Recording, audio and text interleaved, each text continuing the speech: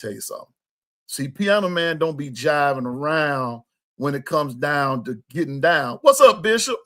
What's going on, man? Oh boy, but watch this, Bishop.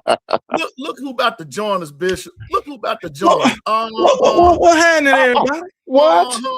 Yeah. D. KB. Yes, sir. What's going on, y'all? Man, KB, what the business is, player? Man, I'm just chilling, man, trying to make it do what it do. Oh, that's all. You make it do what it do. I'm trying, man. Hey, you got the special recipe. Bro. You doing more than making it do what it do, dog. You Dude, for sure. Look, you making it do what it don't want to do. Right?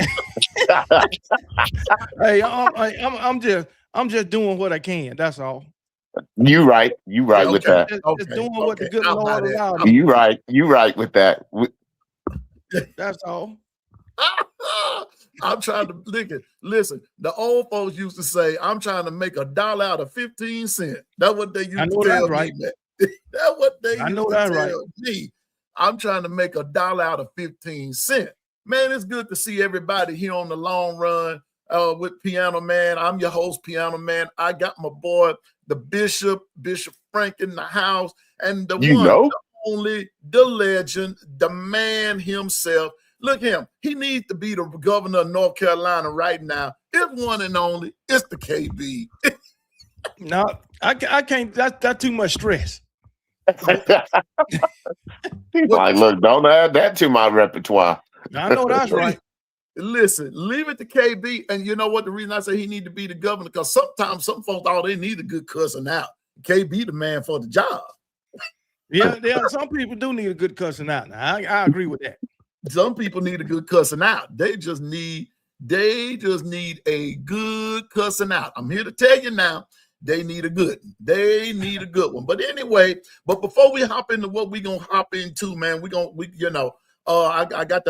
love to address the chat. Y'all know how I do it. And Plain Truth, I see you. I see Jeff Stapleton, Roll Tide. Now, for those of you I'm not familiar with, if you with KB, identify if they yours, bro, or Bishop if they yours. But I'm just glad that everybody's over here with the long run with Piano Man. And listen, for those of you, this is your first time hanging up under me. I don't meet strangers. KB will tell you, Bishop will tell you, those in the chat that know me will tell you, I welcome everybody. As long as you talking with some sense, we good. But we good. Get out of pocket. I got some mods that would do the Sandman Sams on you now, and you gonna act like you at Showtime at the Apollo. You gonna get out here. I'm just telling you now. But I see my man Nicholas Hart, and man, good to see you, Nick. Roll Tide, Rammer Jammer, good to see you, Roll Tide. Stephen Hicks and the voices of No Mercy. That dude there. The voices will tell him something in a minute. And yonder go Jesus on the bicycle. I see Mr. Jones. I see Linda P is in the house. I see Training My Dragon, better known as KT, what the business is. And thank you. I forgot to tell y'all. It's the 16th of December. It's my birthday eve. Yeah, buddy. So look here. If y'all don't see me tomorrow, you'll understand why. You understand. Hey, hey, happy birthday, man. Yeah, happy birthday, bro. I appreciate it, man. Listen, a lot of my friends didn't make it. A lot of cats I graduated with and hung with didn't make it, but I'm just one of the ones who did, and I am so thankful to be here. So on my birthday eve, thank everybody for coming and everything. And I'm going, the only thing I'm going to drink is some water. I promise you that. No shine here. No shine here. KB, wait a minute. I got something to send you, bro. Wait a minute. Y'all want to see KB laugh on, and we're gonna get to some football in just a minute. But y'all want to see KB laugh on camera. Here we go. Right here. I got something for you, KB. Now, KB, don't let this out your repertoire, bro. But okay. This is what happens. Well, wait a minute. Hold it. I'm gonna have to do this a little bit different. Oh, there we go. Yeah. Here we go, KB. Now, KB, when this happens, bro, this is what happens. This is what happens, bro. I'm gonna give you an up close and personal look at what happens when people drink and drive. Okay, this is what. Here you go. There you go. Check your phone, KB. Check your phone, KB. Oh, I got it in my hand right here. Look. I'm sure it's coming up. But to everybody in the chat, I see my sister Kimberly, see Mr. Jones, good to see you all. Bama Tall Boy, good to see you. Roll Tide, roll to you, Bama Tall Boy. I see Susan in the company. Hey, y'all, Susan is out of the hospital. Glad to hear that. Hey, good to hear that. Glad to hear that. All that good stuff. Rammer Jammer, good to see you. Roll Tide, man, that's too many y'all to be calling out today. Everybody in the chat, good to see you. Whether you're here with KB, whether you're here with Bishop, whether you're here with me, it's good to see all 83 of y'all in the chat. All right. And Roll Tide or go. If you're not Alabama, just go support your team. And we got you. We got KP, you. are you with me? That's the effect, Bishop. That's the effect. Linda P is in the house. Yes, sir. Linda P, what's up? KB, don't say a word. Just know.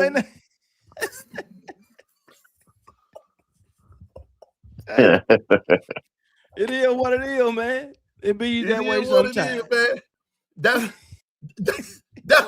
what really. Anyway, let's get with the getting. Listen, y'all. We got a big game coming up. We already know what the business is here. But before I get with the big game here, I've got something I want to say right quick, KB and Bishop. And I'm going to put this to rest as far as I'm concerned.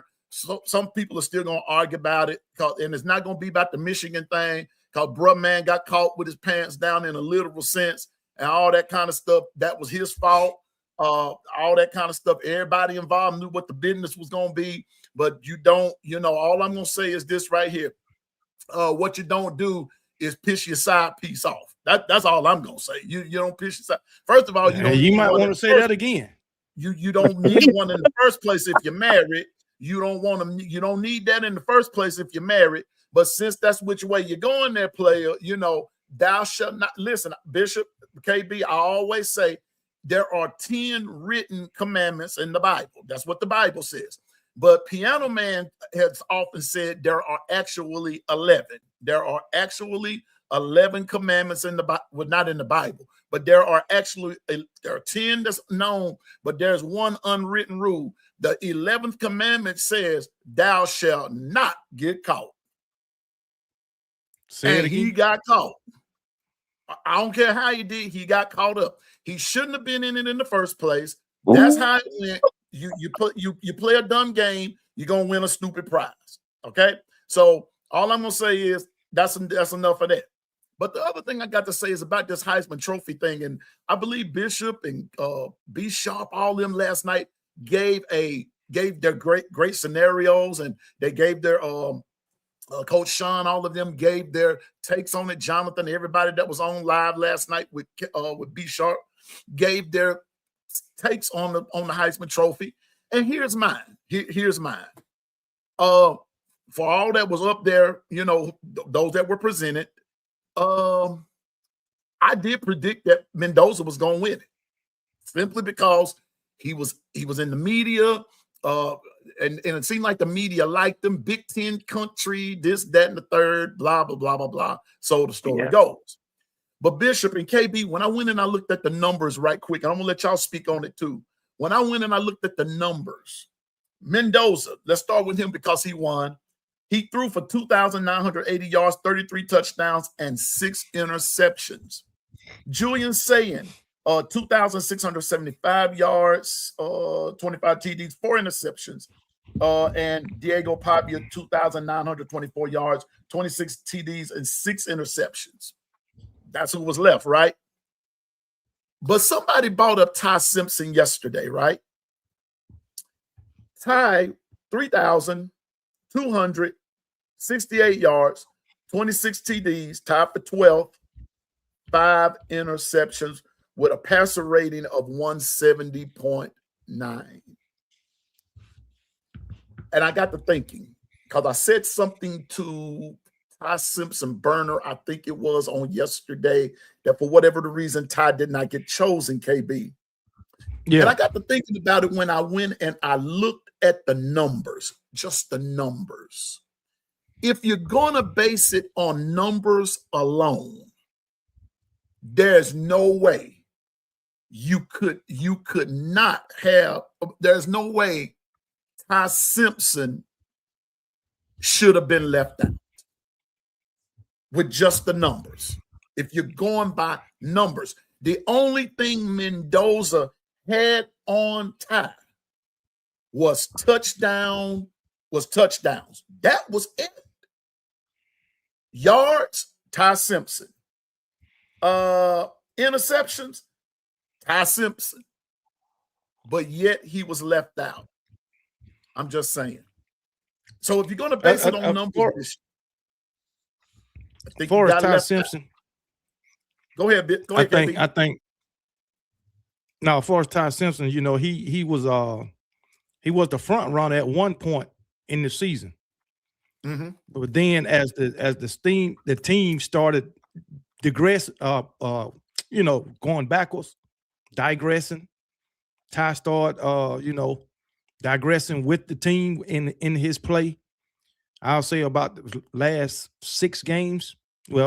5 games, and everything just started going downhill from him from that point on, dealing with the Heisman. But then I look at it, I thought Diego Pavia was going to win with his numbers. I think it was 2,900 yards or whatever. No, he had 31, almost 3,200 yards. Mm-hmm. Diego Pavia, 3,200 yards, 27 touchdowns, 8 interceptions. But then you look at those numbers, but you got to add what he did in the run. So that's why I thought Diego was winning, because in the run game he had 826 yards and 9 touchdowns. Right. So that gives him a total of what, 36 touchdowns. Right. So that's why I thought he was going to win. So, but as far as Ty, I think they base the reason why they didn't put him in is because how Alabama and him ended the season. Yeah.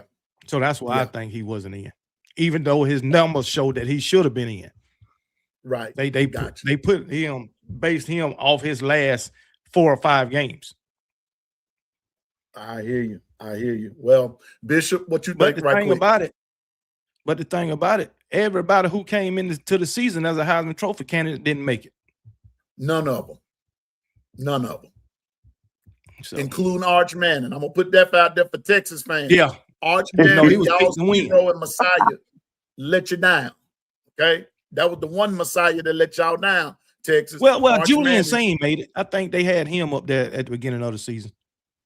Yeah, they did. I think they did. You know, I just know this. They did not really include Ty in there at all. You know, and no, they didn't include Ty at all. At all at the beginning of the season. And so Ty came in on burning up the paper. So Bishop, go ahead.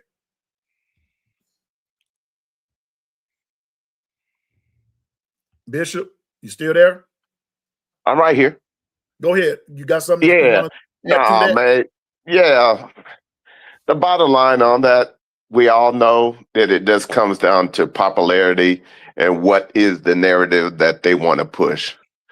Because if we were really looking at it, Mendoza barely makes the Heisman stage if we were going off of the true facts of what does that individual mean to their team, and if they were off that team, what record would they have without that person? Right. And so you talking Ty, you talking a boy over there at Vanderbilt, and you got Mendoza. It's not even a contest. But once again, documentation beat conversation, and the narrative is always pushed, and you can always tell by how they're like, oh, that was a Heisman moment. because I won 13-10 over Ohio State. Period, point blank. Yeah, yeah, and the fact that I guess he led a last second comeback or a last 2-minute comeback against Penn State. I think that would did it for him.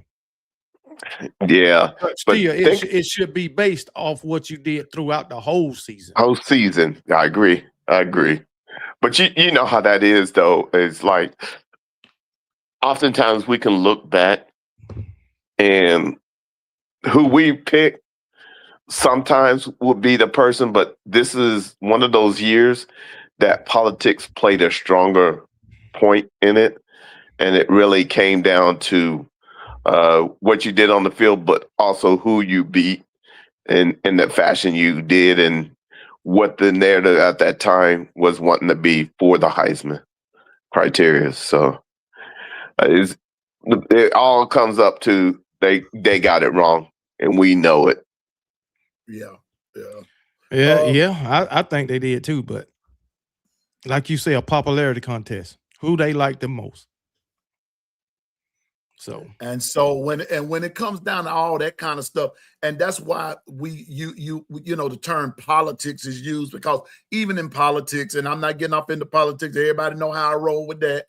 It's all about a popularity contest. It's not about who's going to do the better job, who's done the best job, and all that kind of stuff. But it was I Bleed Crimson. That's who was saying this to me yesterday. But I'm saying that I believe that if you were just going to take it from a numbers game, just a numbers game, as in the yards and this, that, and the third, then Ty Simpson, and when you factor in what KB just said, what Diego Pavia did, both passing and running, that then now Ty Simpson should have been included in this. And then Diego Pavia should have maybe been looked at a lot closer at his total body of work as it relates to both passing and running the football, because that's the way their offense was set up. So I just wanted to throw that in there just for a little hodgepodge, if you will, because I think that once again, the SEC got messed over. I'm going to put it like that. They got messed over. And because the numbers are definitely there. The numbers are definitely there. And so goes back to like what Bishop said, KB said, popularity, politics, and this time I just believe that the voters got it wrong. They got it wrong in the total scope of things. So again, shout out to everybody in the chat. 102 of y'all in the chat. I see Carla Hinton. I see Kimberly. I see Linda P. I see Gwen. Hey, y'all. Motivated, dedicated. Let me see. Who else we see? There go our favorite dude from Nebraska, KB. There go good old Larry. Yes, sir. Children of the Corn, man. Hey, I want to shout out the Kangaroo Click, man. Appreciate y'all joining us. Also, if you over here from my channel, appreciate y'all coming over to Pianoman channel, supporting him. And if you haven't subscribed to Pianoman and you in here, go ahead and subscribe to him. Like they say, it don't cost not one penny to hit that subscribe button. Also, like the channel. Please do like button. Yeah. Because one of these days I do desire to be like my brother KB, with the over 30,000 subscribers. But you have to you got to take your baby steps, and which leads me to my next thing. And we're gonna get talking about Bama, Oklahoma in just a minute. Because we got to see what's happening here. Which leads me to the next thing. I got to say this because I normally say this on my outro, but I'm gonna say this in the middle of everything. Look, whomever, whatever, ain't no sense in being jealous of anybody. Bishop T.D. Jakes said something, Bishop and KB. He said, if you see something somebody's doing and you like it, join them, and that'll make two of y'all doing it.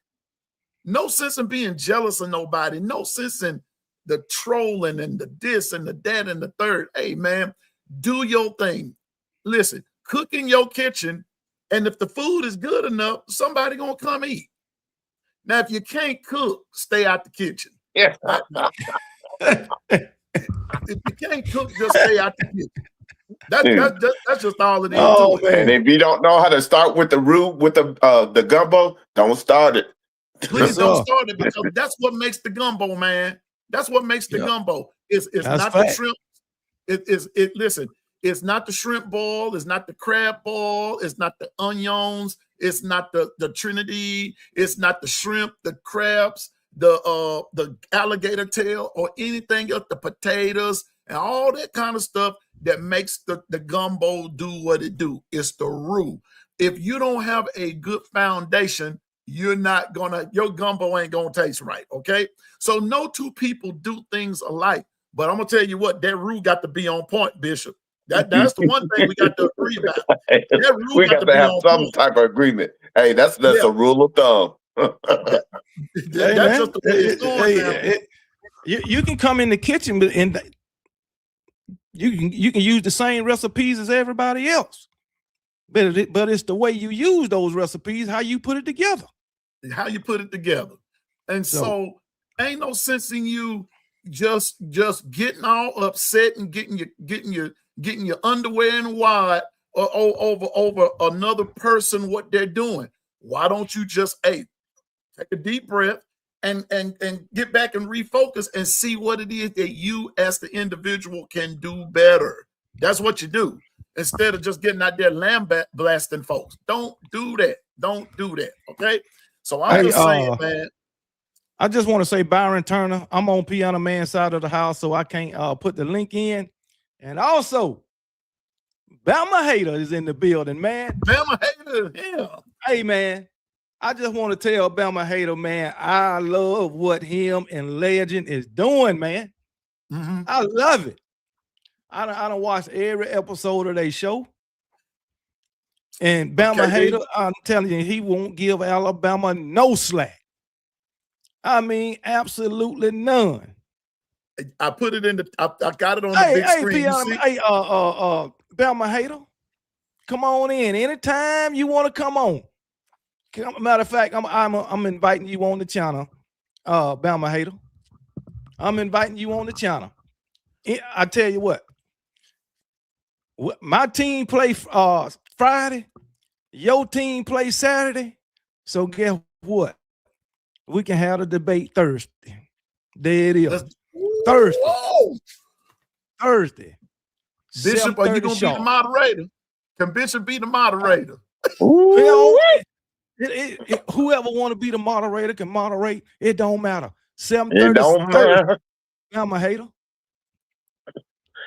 Yes, sir. Yes, sir. He keep telling Legend he want all the smoke. Okay. Okay. He want all the smoke. Don't worry. I got something for you, Bama Hater. Come on in. Come on in. Thursday, everybody. What time? 7:30. Wait a minute. What time, KB? 7:30 sharp. 7:30 Eastern time. That be 6:30 Central. So 6:30 his time. I just want to make sure he got it right. 6:30 your time, Bama Hater. 6:30. Bishop, you got that, don't you? Don't run. Yeah. Matter of fact, don't say you didn't get the link either. Matter of fact, I'm gonna put the link in the chat. You just tune in 6:30 your time on Thursday. The link will be in the chat. Okay, give me a time. I'm working evening shift, 2:30 to 12 a.m. Oh damn. So I gotta catch you when you ain't at work on Thursday. So how about he worked 2:30 p.m. to 12 a.m. Damn. We can do it. Matter of fact, you give me a time. I'll be available. I'll make time. I'm gonna make time for Bama Hater. Well, you know what? You know what? I'm gonna make Bama Hater want to give me his 305 chain. Have mercy, Lord. He ain't gonna want to wear that 305 no more. Have mercy. Have mercy now. Bama Hater, sound to me what like the business is. Sound to me like the challenge is accepted. Yeah, man. We all gonna be there. Coach Hayes is in the Matter of fact, I drink to that down. What he done went? He ain't ran already, is he? He ain't in the chat no more. Man, Oh, there you go. AKB, He you say know what Friday they say. morning, anytime. Okay. Okay, so we can do it. Matter of fact, 11 o'clock your time. That'll be 12 high noon my time. Oh, that's a showdown, man. That's a showdown. Good old fashioned Western. 11 o'clock a.m. Yep. 11 o'clock a.m. You ain't gonna be able to go to work when I get through with you. I'm gonna put you back to bed. Oh my goodness. I'm gonna let KB cook. I ain't saying a word. I'm just the host, man. I'm just the host. Matter of fact, Piano Man, you can go and put the link in the chat. Nice. Well, he might be at work now. He might be messaging from work. Oh, wait a minute. Bama Hater, are you at work now? You at work now, Bama Hater? High noon. I'm with you, Linda P. High noon at the OK Corral. That's right. High noon. High noon. Bama Hater. I'm gonna tell you what. He said he on break. Oh, you on a light break? That's all right. I got a feeling you're gonna have a heavy break. 11 o'clock his time. So it'll be 12 o'clock my time. Oh, Father today. Ooh, I'm ready for this one. Man, Yeah. That gumbo gonna be something. This a win that Legend gonna put on his side. Okay. It's gonna be something serious, man. It's gonna be something. You heard Bama Hater, you gonna be easy work. I'm gonna be on one leg. Oh, one-legged kicking country. Oh man. See, okay. Look, man. Okay.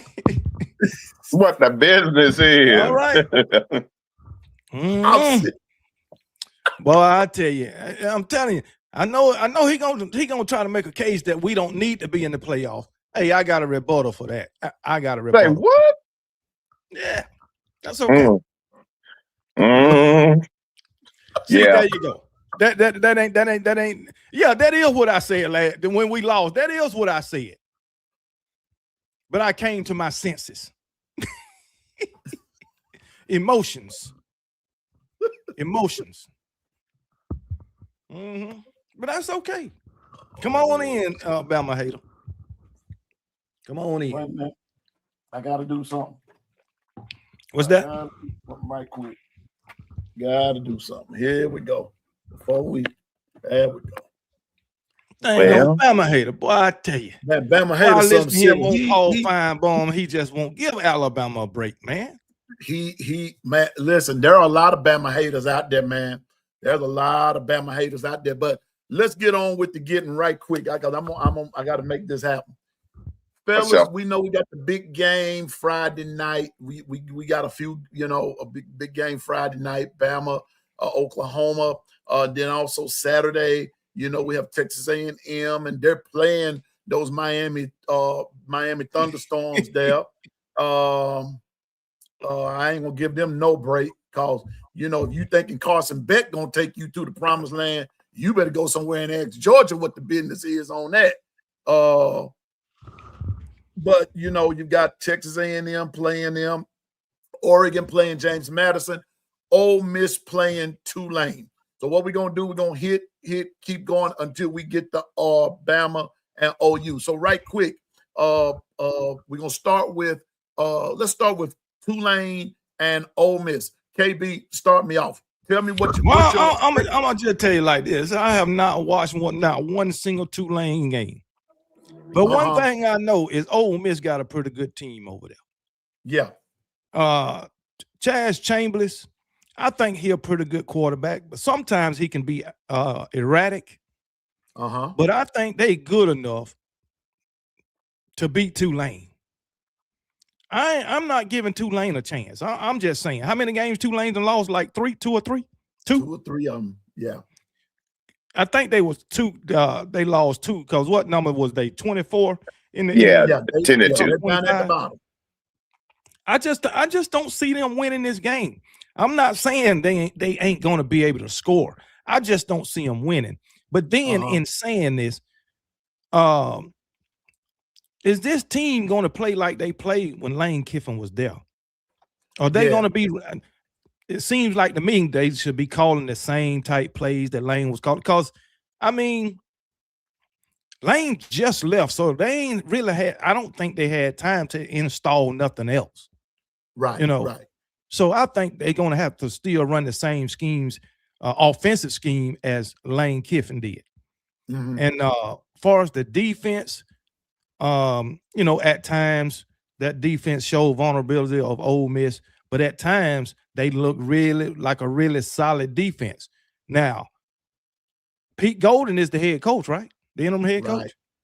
So who's gonna be taking over the defensive role as the coordinator, or is he going to try to do both? Not sure. Not sure on that one. And that's a good question, KB. And I have not even heard who's coming in, but I do know this now. The assistants that left and went with Kiffin are all coming back to coach this game. So they allowed to go back to coach. They are allowed to go back. Kiffin was the only one who was not allowed to come. Right.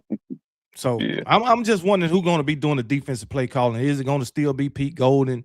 Is he taking both duties? I just want to see if Ole Miss look the same. But even if not, question. I think they can get this win at least. Yeah. Right. And Tulane is 11-2. Ole Miss is 11-1. Just for that, throwing that out there. So Bishop, go ahead. Right. What you got?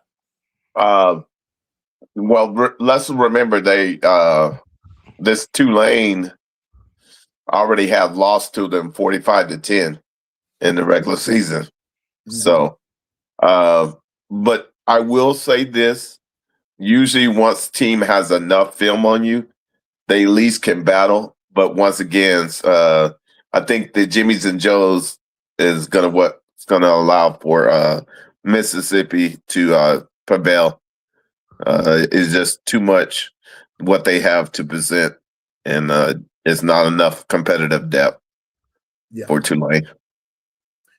And fellas, let's also remember now, and don't quote me on this, but I do know, didn't Tulane's coach take the Florida job?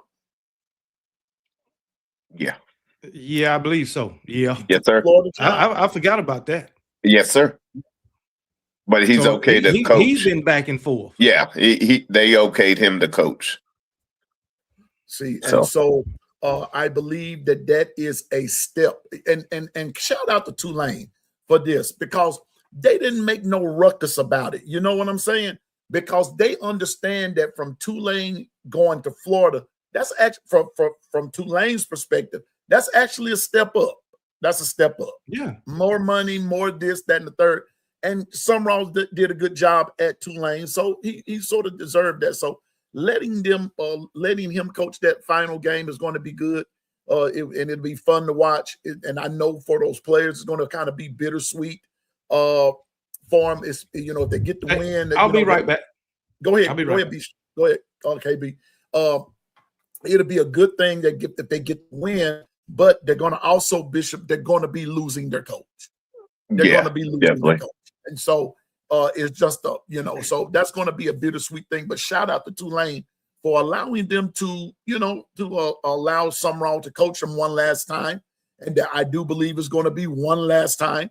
They're going to Vaught Hemingway at the Grove, and they're going to play there. And Ole Miss is hard to beat in Oxford, no matter who they're playing. They're hard to beat up there.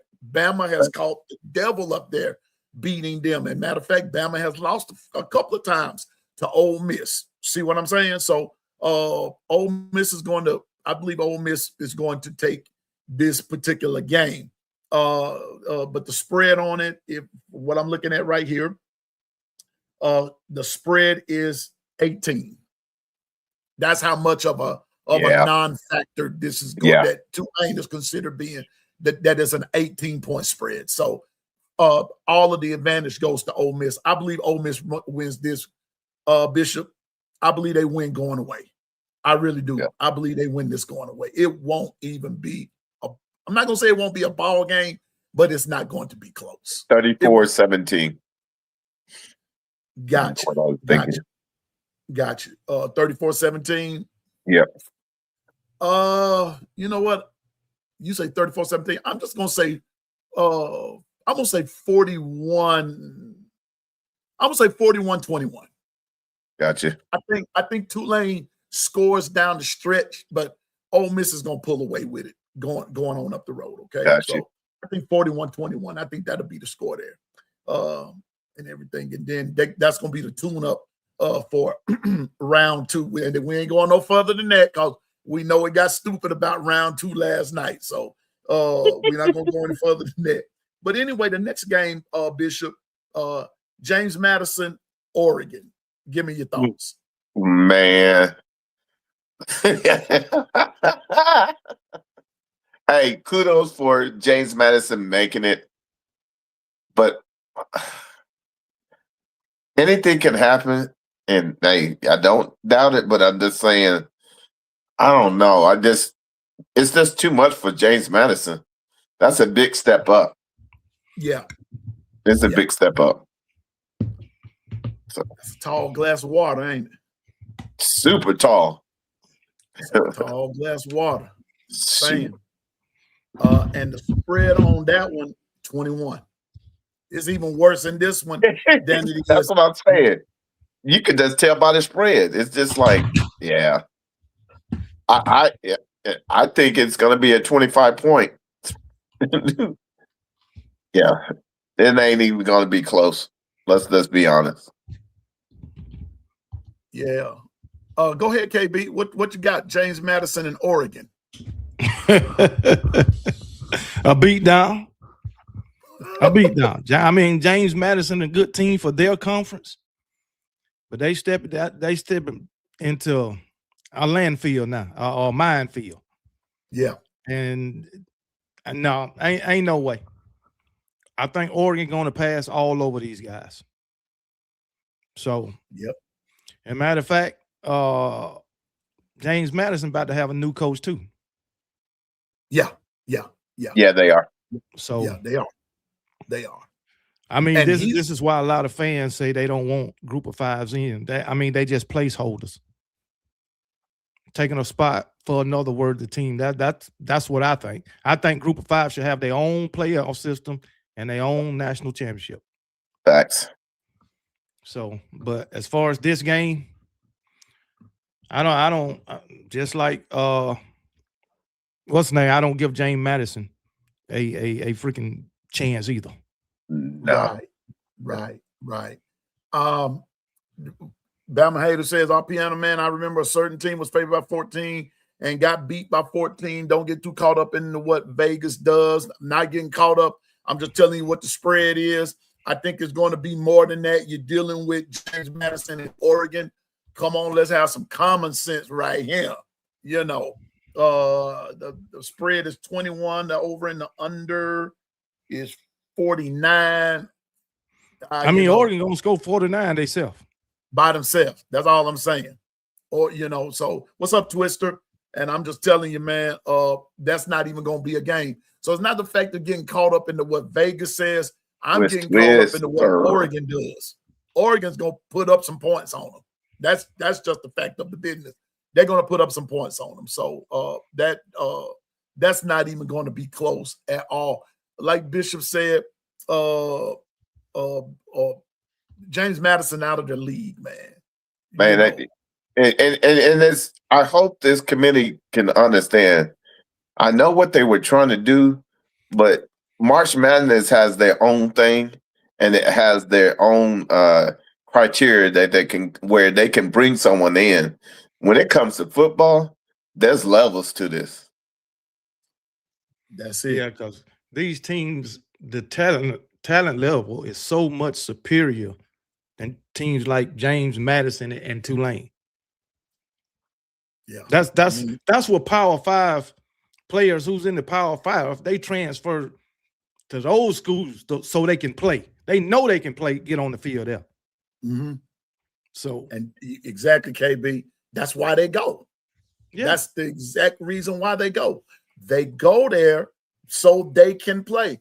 And it also goes to show you with that statement, KB, of how much competition is actually in D1 schools, which are Bama's and your Miamis and your Ole Misses and your Texas A&Ms.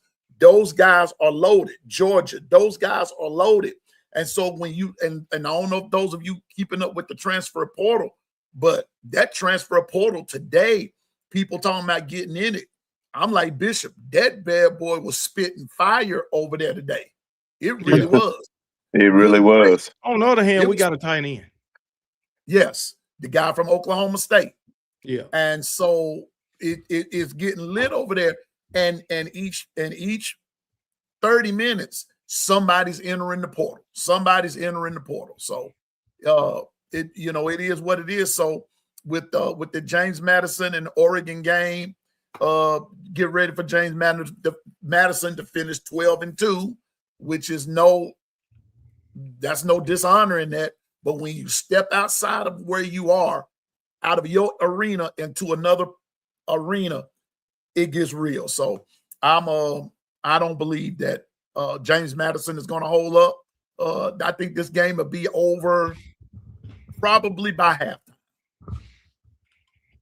This game, I think both of them going to be over by halftime. Yeah, both of those be Ole Miss Tulane. Believe it be over by halftime. James Madison, Oregon, halftime. So here we go. Bama hater, you're gonna love this. Miami, Texas A&M. Now let me hype it up real good. Let me give a scenario. Let me give a scenario. You got a Miami team who had to wait and see if they were going to even be in the playoffs, because you had another team by the name of Notre Dame hanging around. See, and Miami beat Notre Dame, and we understand that they beat them fair and square. But Miami wants to blame Alabama for their toil and troubles, right? So, but we'll let you have that because both of us ended up making playoffs. So you got this ACC team whose ACC conference, KB and Bishop, was won by Duke, who was 7-5. Miami wasn't even in the running.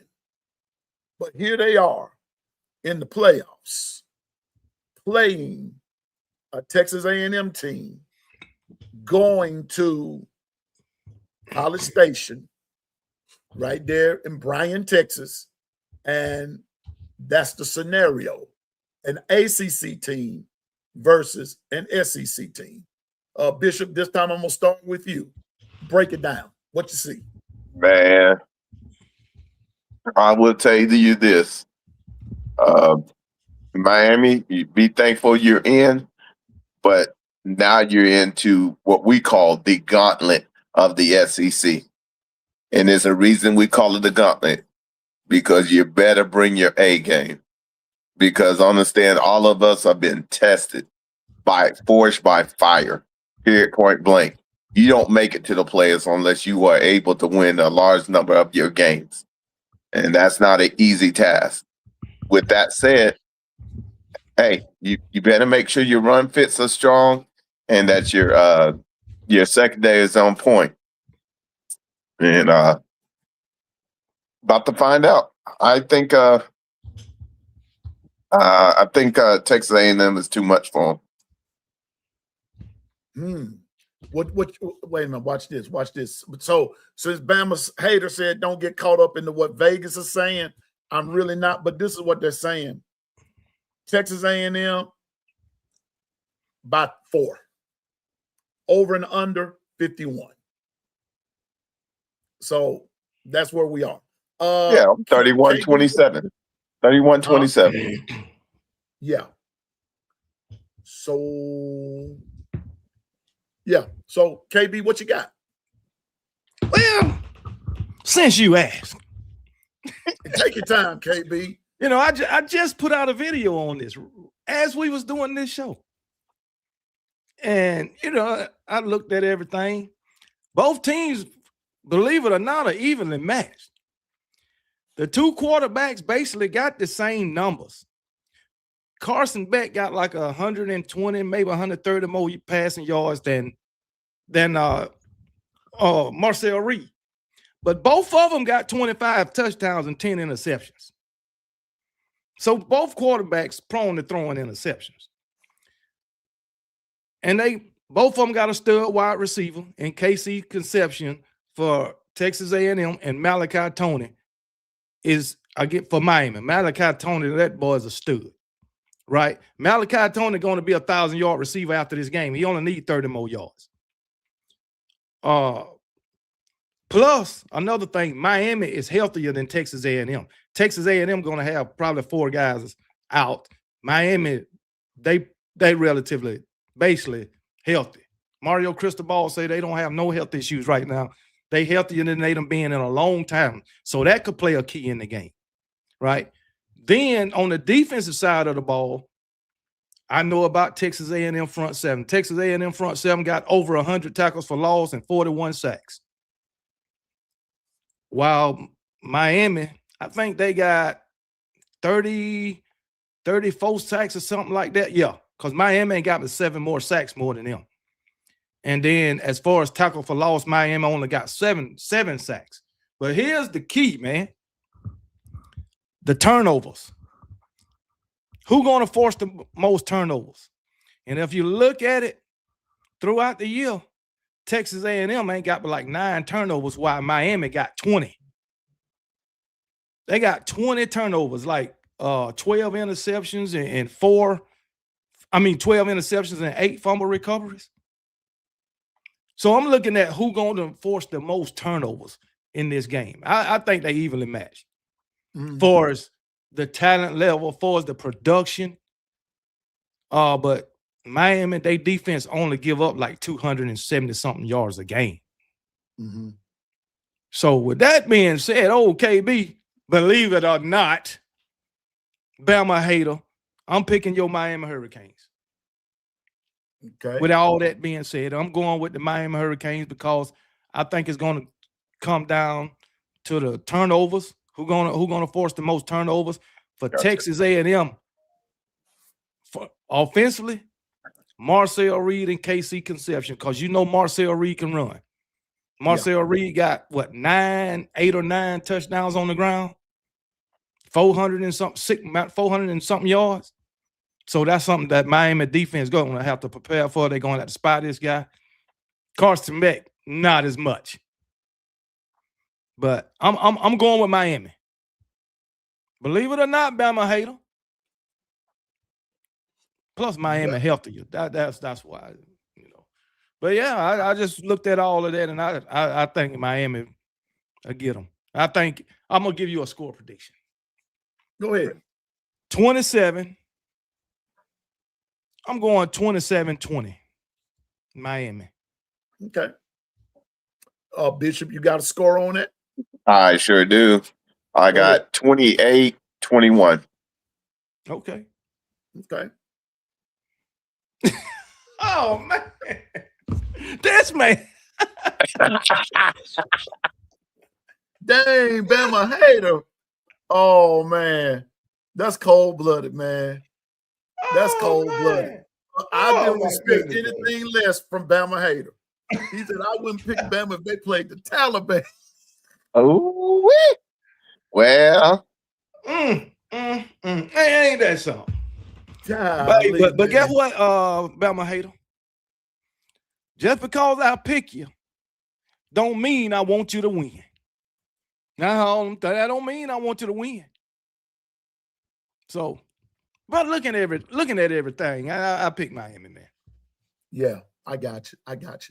I'm gonna look at it from both sides, from what you and Bishop said, and I'm looking at the stats as well. Like what you said, KB and Bishop, they're evenly matched. Those are 2 evenly matched teams.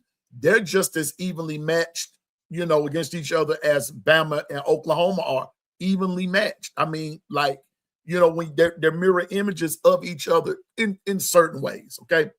But I believe that when you put all of that aside, Piano Man, Go I'm ahead. sorry. It's Go ahead. one thing I did leave out when I was looking at everything. The caliber of teams that these two teams was playing. I left that out. Yeah. And Texas A&M had a tougher road than Miami. Yeah. But I'm still picking Miami. I hear you. Texas A&M lost to, since you're going to throw that in, and while I'm thinking about it, Texas A&M lost to who I said they would lose to. Texas owns them. I don't care how good Texas A&M is. When they get ready to play Texas, Texas gets up for them.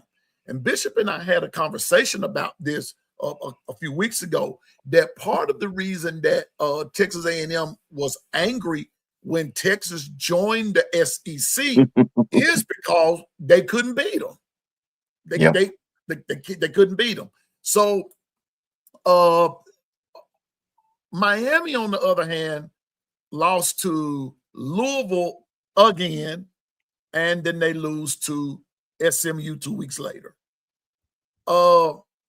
Those things are going to happen sometime, and there's some teams that just have that just has your number.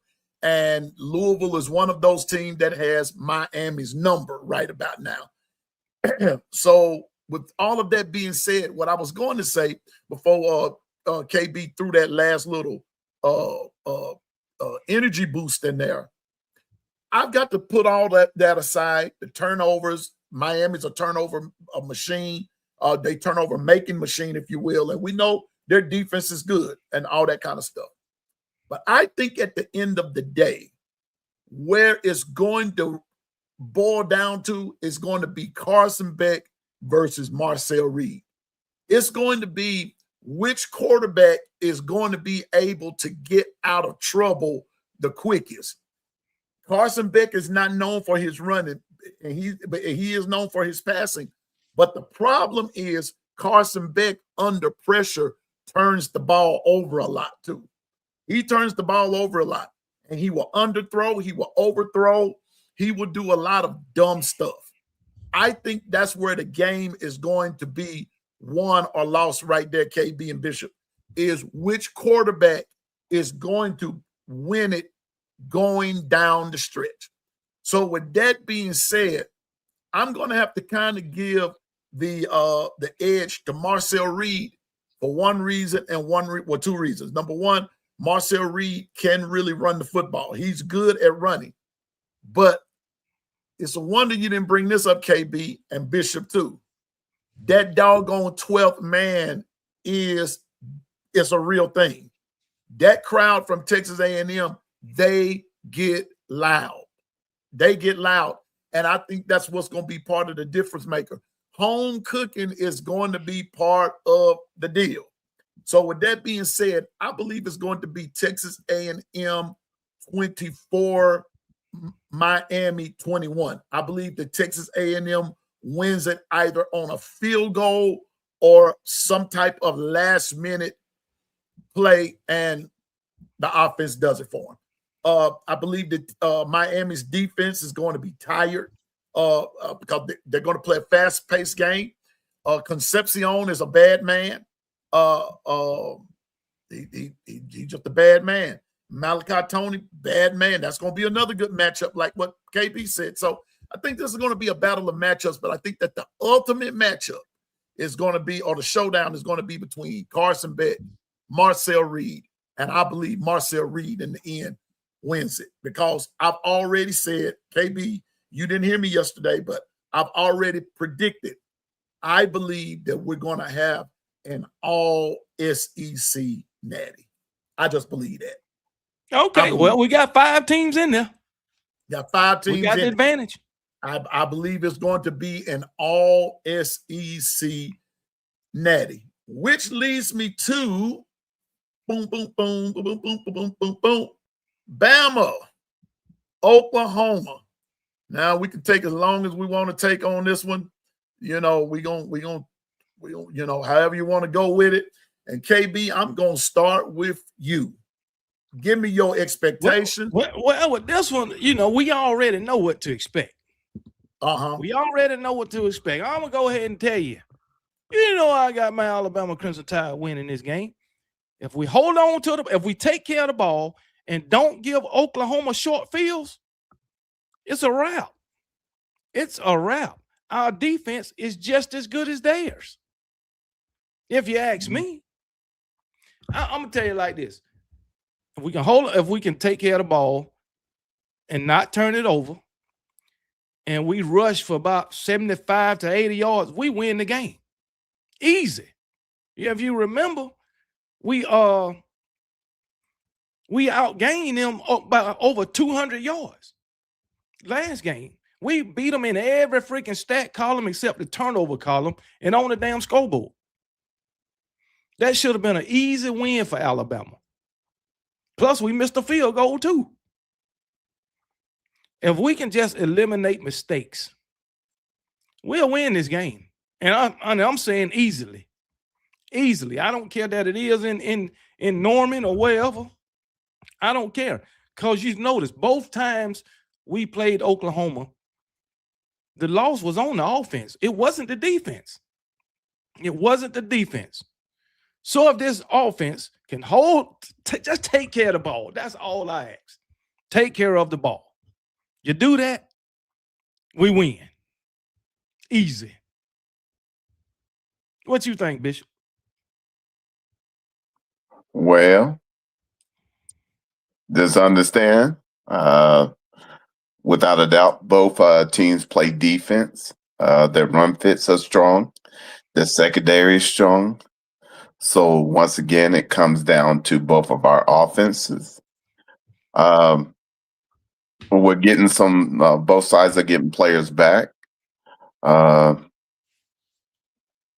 The bottom line is there's no ifs, ands, and buts about it. This is going to be a heavyweight fight, title fight, to the death. And the first one to flinch is going to lose. So with that said, understanding, we don't back down. You guys don't back down.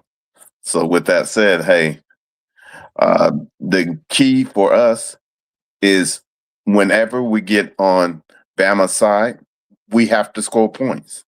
I don't care if it's 3 or 7. You cannot go empty and not score anything.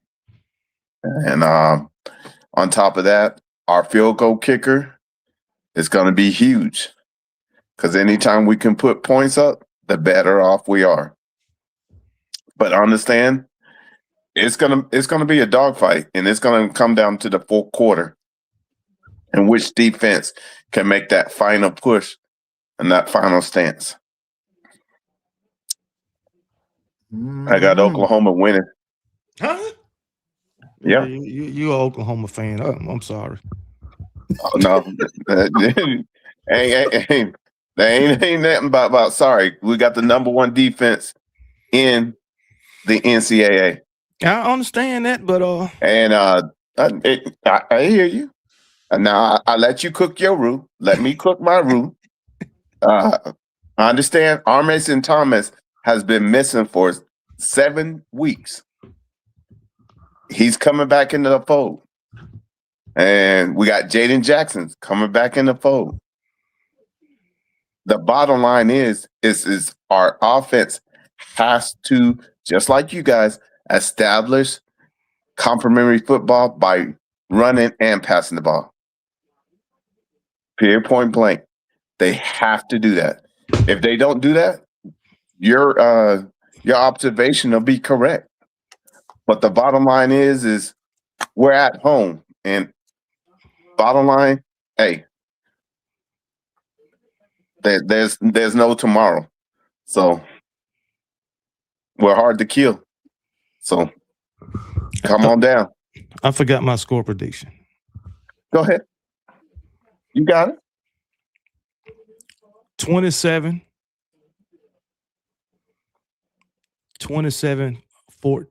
Alabama. Okay. Bishop, did you give yours? No, I'm about to give mine. I'll let him stew. Oh, you let him stay. You let him put the roux on in his gumbo, huh? Let him put his roux. I got it 19-11 Sooners. 11 points? Wow. Yep. A straight defensive game, huh? Absolutely. Straight defensive game. Well, I put something up there, what Double L just said. And that's which way I'm headed. Whoever wins the third down battle. But I'm going to also take it, Double L, if I may take the liberty of saying it too. He's saying whoever converts on third down win the game. But I'm also saying that Bama's got to get off of the field and get Oklahoma's offense off of the field on third down. You got to hold them to third and long and can't let them convert on that part, because let's KB said it, and Bishop just said it. It's going to be a battle, especially in the trenches. In those trenches are going to be those trenches are going to be something serious. That's what I'm looking forward to. If Bama's O-line, how they're going to fare against Oklahoma's D-line and linebackers, if you will. How Oklahoma's O-line, how will they fare against Bama's D-line and linebackers as well? Now, we all know, as far as Bama goes, KB, LT Overton is not playing. Yeah, he's not playing. He's not playing. So, how will Keon Keeley and others who's going to fill in there, how will that affect the chemistry of the defense? Because LT is somebody that's very much needed in his position right there in keeping things together and making sure that a good proper rush, good tackling at the line of scrimmage, and this, that, and the third. So that part is going to play real important as to how Bama fares on defense. Whoever takes LT Overton's place, they've got some big shoes to fill, and they've got to come with it, because Oklahoma is not going to go in there playing soft at all. They're going to come in because, like Bishop just said, there's no tomorrow. This is one and done. I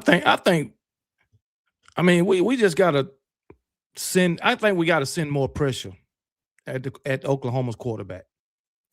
I know he got the capabilities to escape, but we got to pressure this guy, man.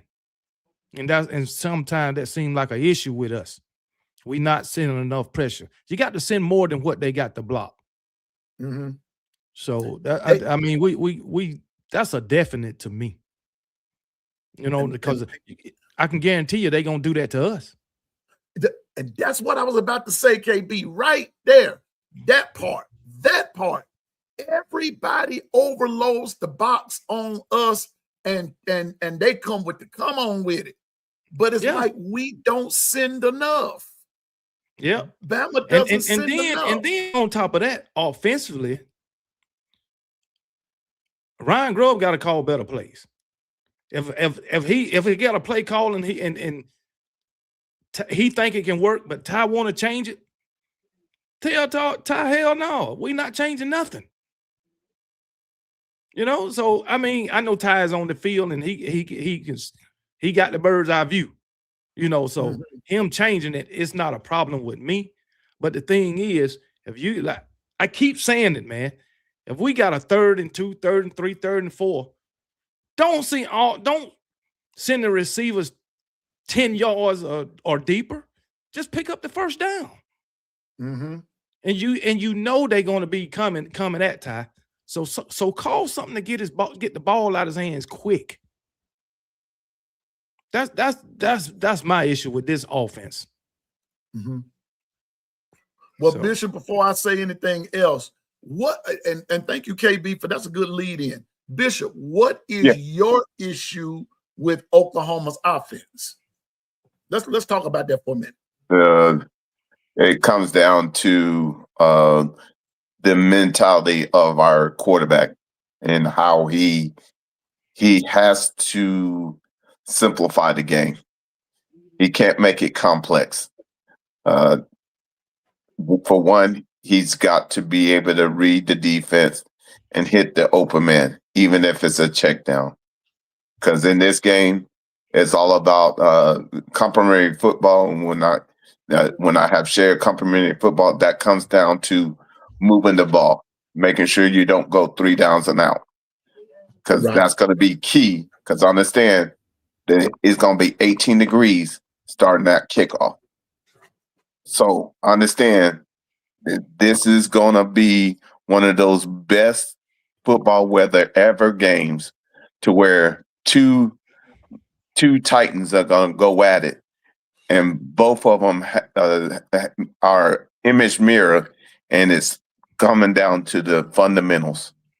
Who can keep the fundamentals simple and keep matriculating the ball down the field is going to win.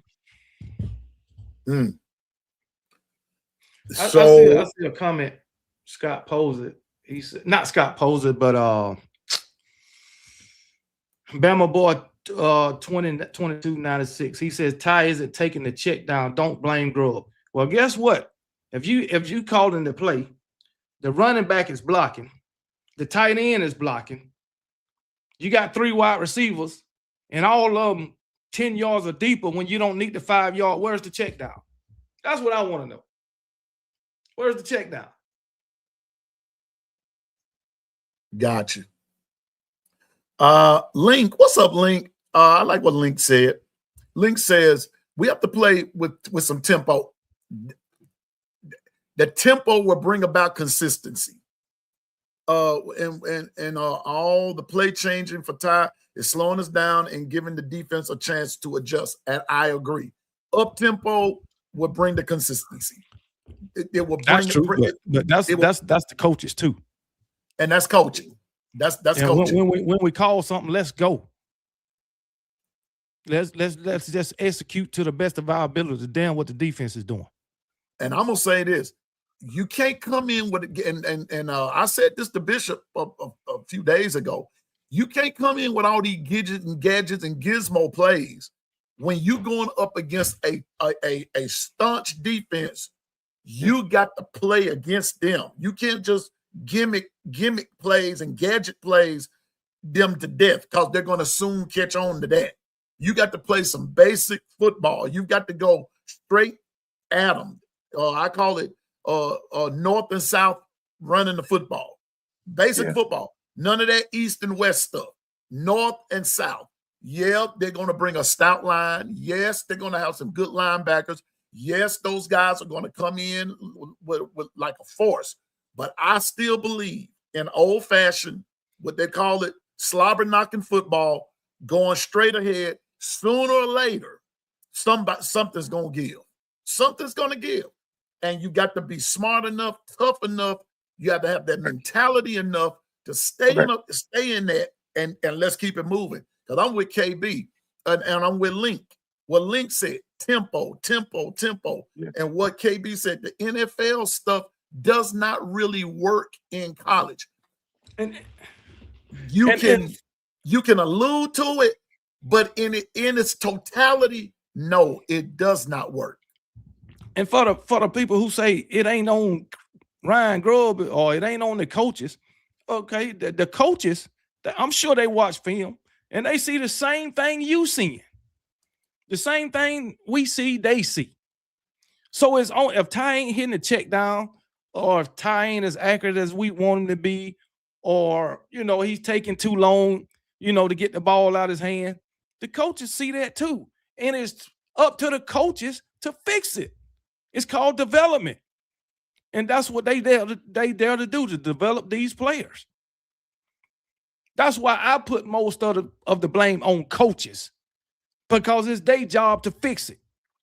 If you let something go on the whole season or 5 or 6 games and it ain't fixed, it's your fault, because you ain't coaching the guy up. You ain't developing the guy, the player.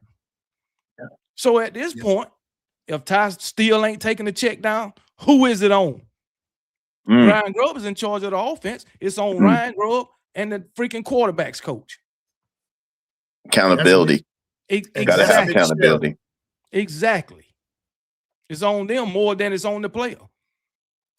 See, so in my opinion, my thing is there's enough blame to go around, but to address Arrow Squad, y'all saying all these things about Ty, but still think he should have been in the Heisman race. All we said was if the numbers were the numbers, his numbers were still better than the Heisman Trophy winners.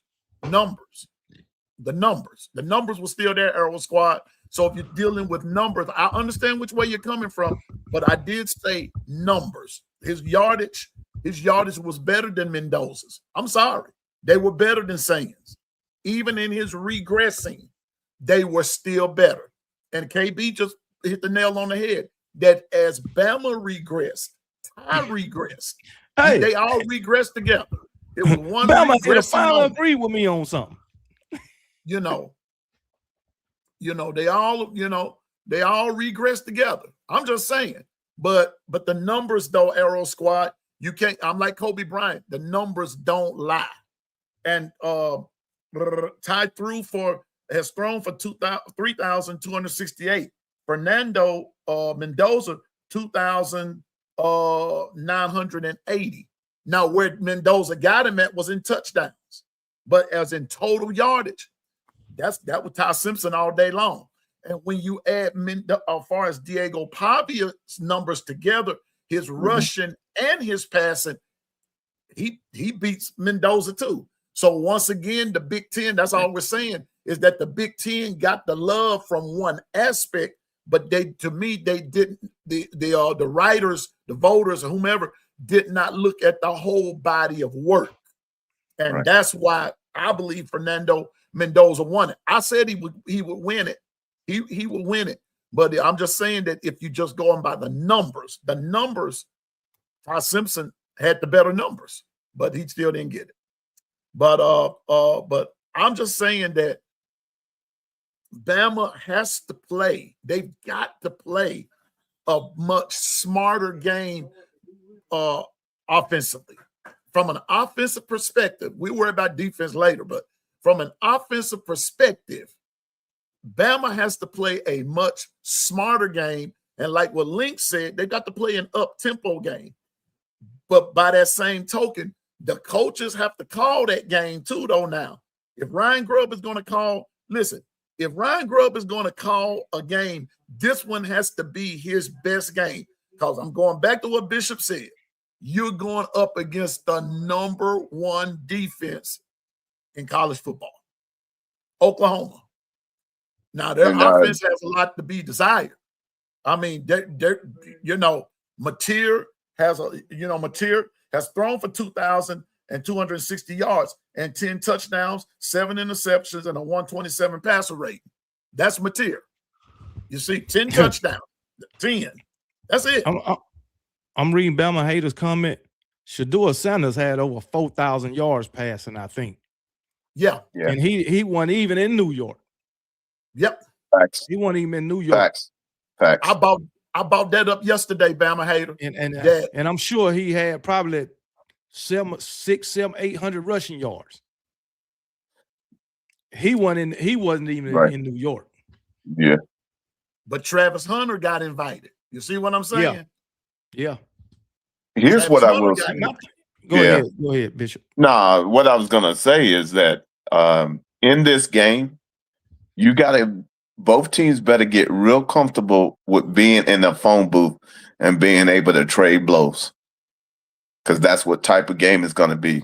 Because both of us, we pride ourselves on defense. So the offense has got to prove that they're worthy of being on that field. So with that said, you're right. The tempo has to be on point. But more than anything, you cannot go 3 and out.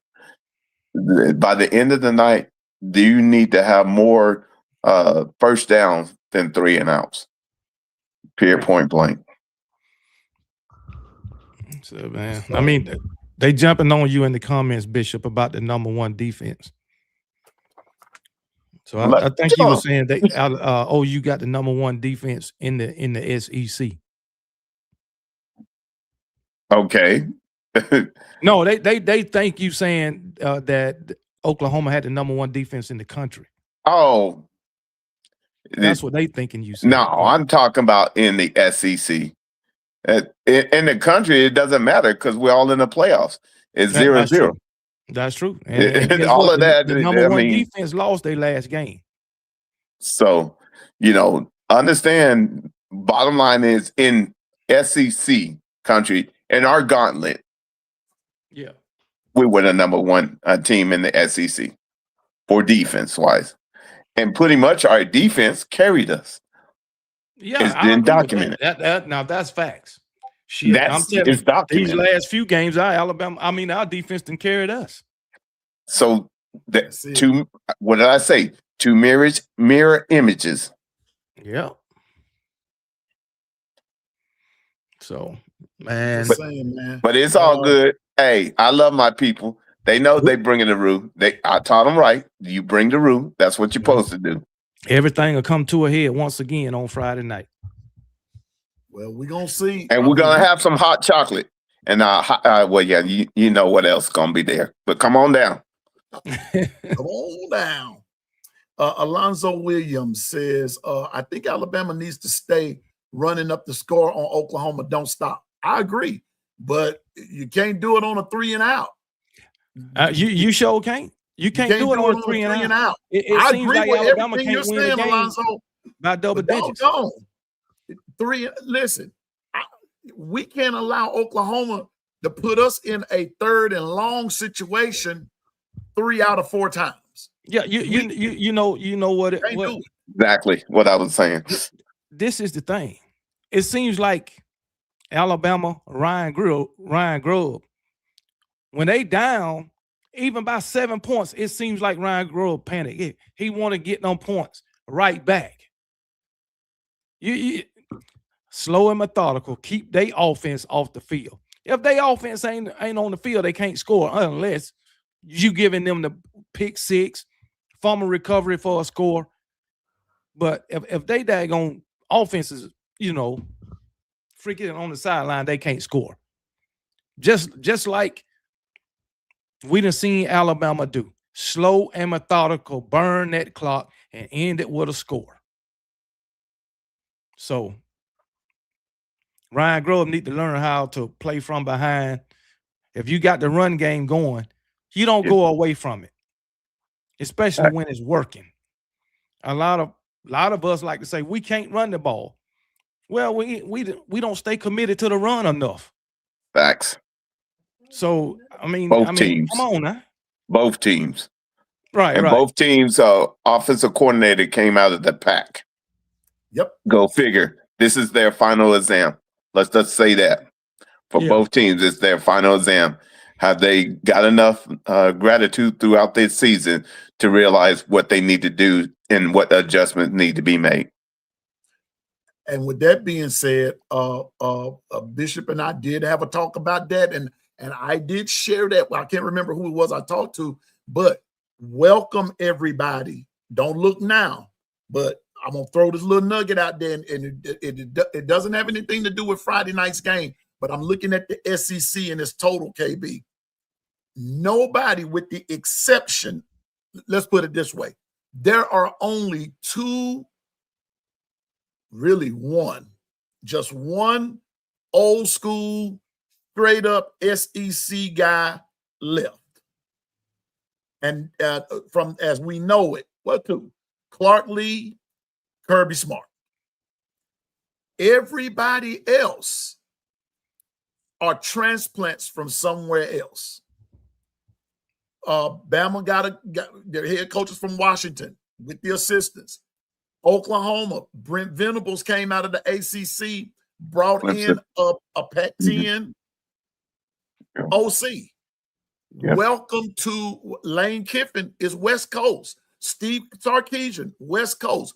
Look at what the SEC has done, with the exception of Georgia and Vanderbilt. Everybody else has a different makeup. Welcome to the new SEC, where that ground and pound offense and stuff that we're used to. But the thing is, seems to me, the old SEC is still the way to go for the SEC, because all this other stuff ain't working. You know. But KB, I think the point that I'm trying to make is that as time goes on, that's gonna come out where that's gonna be replaced by what we're talking about now. I don't like it. I ain't advocating it at all. I'm just saying it. Bishop and I were having a conversation, and here are two top teams, Bama, Oklahoma, with West Coast offensive coordinators. KB, I'm gonna be straight up on. Man, it hurts me. I hate for a team not to be able to run the ball. I do with too. Some consistent. I can't stand it. I do too, and we do. I bet it's a whole lot of fans out there that wish we had Jalen Milroe right now. Oh, don't. I'm serious, man. Am I telling the truth? Am I telling the truth? You're telling the truth, bro. You're telling the truth. You're telling the truth. I'm telling you, man. So Ephraim, bruh. So you know what that means? Here's the thing. You're down Ty to one. Simpson can run. He just won't. He just won't. He's gonna have to. Hey, this is do or die. You do whatever you need to do to keep moving the ball forward. You got to. Yeah. You can't afford to not try to be accurate in the pocket. This ain't the game to do that. Just saying, man. Not being able to run the football is that's like football suicide, because you trying to do all this high flying, like what they used to say at the circus, the man on the flying trapeze. You just high flying, you just all over the place. But when you just three and out, that's gonna soon wear down. And even a mediocre offensive team is going to look good against your defense because your defense is tired. Methodical. I'm just saying. So, I'm just saying, man. So like I was saying, this is going to be a true heavyweight fight. There's no ifs, ands, or buts about it. And the documentation has already been, the eye in the sky has already been there. So like I told you before, there's nothing new that you can bring across. It's all coming back down to the fundamentals and your kicking game. Oh, see, Bishop White. See, now there you go. Now you just spoiled the gumbo. I don't know what you put in it, but now you just spoiled the gumbo, bringing up the darn kicking game. See, I was trying to have a nice, just a nice conversation. Well, we're defensive team. We ain't got no choice. Now here you go trying to spoil it by bringing up an unsteady kicking game. Unsteady. Yeah, now, they hitting. Go ahead, Bishop.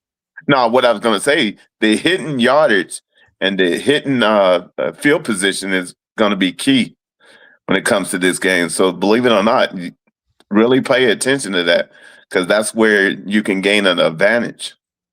And believe it or not, we track that stuff.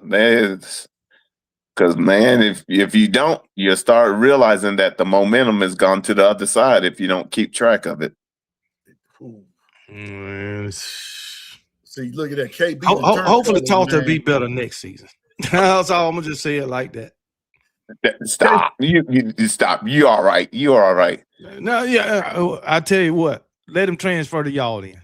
No, I'm good. Now you see that, don't you? You see that, don't you, KB? Now we trying to give y'all a kick, and he over there. No. You know, I'm good. They don't even want nothing for him. Look at him. They got that dude with them Daisy Dukes on over there. Yeah. That dude can kick a field goal. Yeah. Hey, man. I like I told you, hey, remember y'all were clowning me? Oh, he had on Daisy Duke. Hey, if he can kick 50 plus yard field goal, Let that joker wear whatever he want or wham. That joker keep putting that foot into that ball and it go across the goalpost. I'm good. You know, I think every time he come out there with them shorts on, it should be a flag. Well, don't worry about it. He'll make it anyway. He gonna make it anyway. He'll make it anyway. You hate KB. Now, Oklahoma fans and all the Oklahoma fans in the chat, I'm finna give y'all some props right here because I do think you have a good team. I'm just a Bama fan and all that kind of stuff. But I'm finna tell you what, I'm finna give you a show enough major prop right here. Y'all field goal kicker, if the conditions are right, y'all field goal kicker is good from 70 yards. I'm telling you, that dude can kick. Yeah. That dude can kick, man. It can come. That dude can you want to come down to a Bama kicking a 30-yard field goal to win. I don't. I don't want to come down to a 20-yard field goal. Bama hater. I'm going to tell you like this, bro. I don't want it to come down to a field goal at all. I don't even want him attempting no field goal, if you ask me. Not one. They can call me and tell me, y'all shouldn't be downing him like that. Whatever. Let me tell you something. When somebody has been as inconsistent as this guy, somebody needs to say something. And I'm going to say something. So, Bama hater, I don't mean no disrespect, no disrespect, bro. But I'm just telling you, I don't want this game to come down to a field goal. If it comes down to a field goal, I'm going to walk out the room. I'm telling you, I'm just going to tell somebody to tell me what happened. Just tell me what happened. Just tell me later. Bishop can call, KB can call, somebody out the chat, Stephen Hicks, Ephraim, Gwen, KT, Susan. One of y'all just text me, Twister. Somebody just text me and say either we won or lost. I don't want to say it. Hey, I just want to tell KT Roll Tide. Roll Tide, KT. That's dope. I mean, Man. JD and come on, man. No, please, no, don't let it come down to a field goal. I'm begging you, Lord. If the football guys really like me, if they really care about me in this matter, please don't let this game come down to a field goal. I beg of you. I beg you. I beg. Please don't. And I don't give a hoot if he wearing long john underwear. I don't want it to come down to a field goal. No, you know what?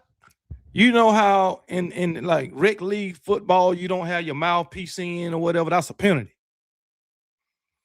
Matter of fact, y'all kicker, they need to send him off the field because he ain't wearing the right equipment.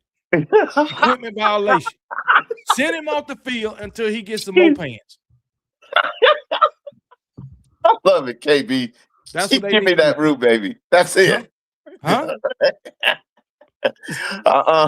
Because look, if he was on your side, no, leave that man alone. I wouldn't have a problem with him. Exactly. He can come out there in nothing but his jock strap. I wouldn't care. What's going on, Bama Girl 26? How you doing? Ephraim came up. Ephraim up in here. But no, it's just jock strap and kick that ball. As long as he's making them field goals. I don't think people appreciate enough if you have a kicker like that, what it does for when you do get in somebody's side of the field. We appreciate it because we had what was his name? What was his name? Pianoman? Our kicker from a couple years ago. Will Riker. Will Riker. He kicked the game-winning field goal the other day. We know what having a good kicker feel like because before Will Riker, boy, we was in desperation mode for a kicker. Yeah.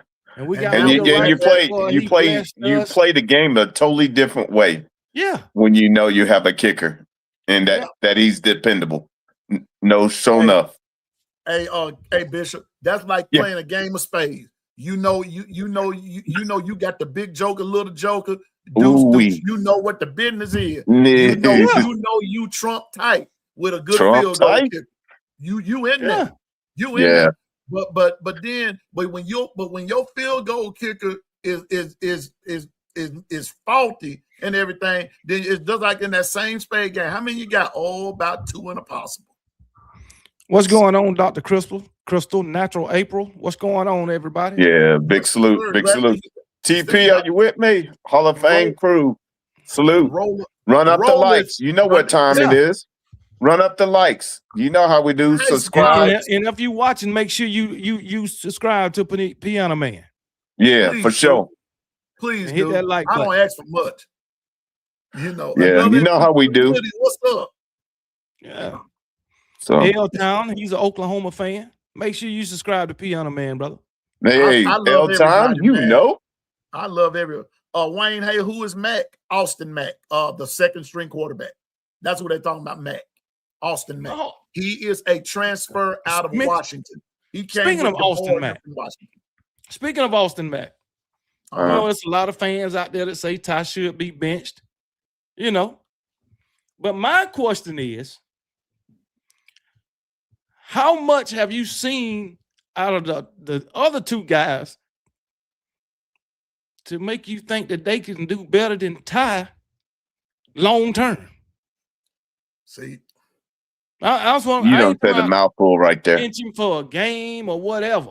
If you put him on the bench, what have you seen out of the next two guys that make you think that they can run this offense long term? When I say long term, the rest of the playoffs, all the way through the national championship game, with the kind of talent or the caliber of teams that's in the playoffs. And Bama, if you was going 26, you should have exactly right a long time ago. So these guys can have some real game time experience, not garbage time. Because what you see out of these guys, or what you have seen out the other two, it's been in garbage time when the game is well in hand. What are they going to do when adversity hit them in the face? And you know what? And that's been the problem, KB. And I want to address what you just said from this particular angle. When you talk about garbage time, I'm going to ask this question. We ain't had that. What garbage time? What? I think the last time we seen these boys in the game? Eastern Illinois. I'll tell you when. We'll say before Eastern Illinois. Western Kentucky? No, Louisiana, whom we beat 73-0. Remember that game? Yeah. You didn't see them anymore. Was it Western Louisiana or somebody? Whoever that was, ULM. Yeah, that's what it was. ULM, and that was that? Like the third or fourth game? Matter of fact, that was the ULM was the second game. It was the second game, and that's the last time you actually seen them. Yeah, you know, like that. But I was at that Eastern Illinois game, KB, and I came back and told them in the long run, I said, let me tell y'all something. When it took Alabama 3 plays to convert a touchdown from the 2-yard line against Eastern Illinois, and I sat in the end zone, and they were coming towards me, and I watched, I said, we've got problems. We really do have problems. These problems are worse than I thought. You know, man, and some people like, they should have started Keelan Russell from the start. Are you serious? Start a true freshman from the start? You just got to be that guy. I don't never remember a true freshman coming on the field the first play of the first game. Now I know Jalen Hurts took a spot during the first game, but he went in there that first series nor the second series. So, but man, to start Keelan Russell from the jump, you setting him up. That's what I think. And then, man, my thing is Austin Mack. Ryan Grubb and Kalen DeBoer recruited him for a reason. So why would you start Keelan Russell over him if you was going to start one of the other two? Just my opinion. And in my opinion, when Keelan Russell and Austin Mack was in the game, Austin Mack looked smoother than Keelan Russell by far. Yeah. So I'm just saying, That's just my man. opinion. But you know what though, KB, but I'm gonna tell you this though, bro. You're exactly right. Because it goes to show you where we are right about now in that one position. It's very touch and go. And I'm gonna say this, and I'm not gonna call this person's name on the air, but someone said to me, this is what somebody said to me, is that if you've got Ty, you've got Austin Mack, you've got Keelan, and then you have other quarterbacks that are there, right? If those are your three main quarterbacks and Ty goes down and Austin and Keelan are not ready, that's another fault of coaching. You know what? I don't think neither one of them ready because they can't never get on the field. They can't get on the field. I ain't. This is the first time in a long time, if ever, that Alabama can't win a game by double digits. I mean, multiple. I think we done won what outside of ULM in Western Kentucky. I mean, what ULM in Eastern Illinois. How many games we done won by double digits, like a large margin? I ain't just talking about 10 points. Didn't Vanderbilt we beat and Tennessee? Vanderbilt? Them the only two. Those the only two. And they won about 15, 16 points or whatever. And we had to rely on the defense. Yes. To set the tone on that. Well, we beat Wisconsin by double digits. Okay, Wisconsin, Tennessee, and Vanderbilt. Yeah. But I mean, I don't even count Wisconsin. They so bad. But I'm just saying, man, I've never seen anything like it. But I believe Crimson does bring up a valid point. Parity. Parity is there. That's true. It's true. Parity is there. But at some point, though, I believe I've seen you'd have seen multiple teams winning games by a large margin. Okay. I hate to bring this up, but darn, man, this gonna make some folks mad with me. But here I got to say it. So since we're gonna use analogies here, look at Georgia. Georgia finds ways to win, and they're using Gunnar Stockton to do it. And their defense is on point. But what Georgia has done, Georgia started off slow, but that avalanche just started steamrolling as the season went on. Once they got past Alabama, when Alabama beat them back in September, Georgia started trending in the positive direction. And that's why they were hard to beat. And I told everybody that Georgia was going to be hard to beat. Now, I went for Bama in the SEC championship game because we do literally own Georgia. We do. But they got us this time because we just started doing this here. We started regressing, especially from the offensive side of the ball, and it puts too much pressure on our defense. Then I will say, maybe there is a lot of pressure on Ty, but guess what? That's back to coaching again, KB and Bishop. That's back to coaching. Somebody needs to switch somebody somewhere, if it's the line, if it's the backfield or something. Something has to give, but you can't stay like this. Can I say something? Like this. Both teams need to hear this. Without a doubt, you cannot have so many attempts and you can't get 100 yards in rushing with all of your backs. That is just not SEC football. For me, this is my criteria for my route, for my gumbo. It is no way, without a shadow of doubt, that you should ever come out a game less than 20 yards with over 10 yards attempt of rushing. And that's for both teams. I agree. All I'm going to say is it's going to be a good game, but I do believe Bishop said 19 to 11. 11, yeah. 19 to 11. KB said 27-14. That's what you said, KB? Yeah. That's what he said. 27-14. I'm going to say now, I'm going to say 24-21, Bama. Yep. Ooh. But it won't be on a field goal. I believe Oklahoma won't be on a field goal. No, sir. It won't be on a field goal.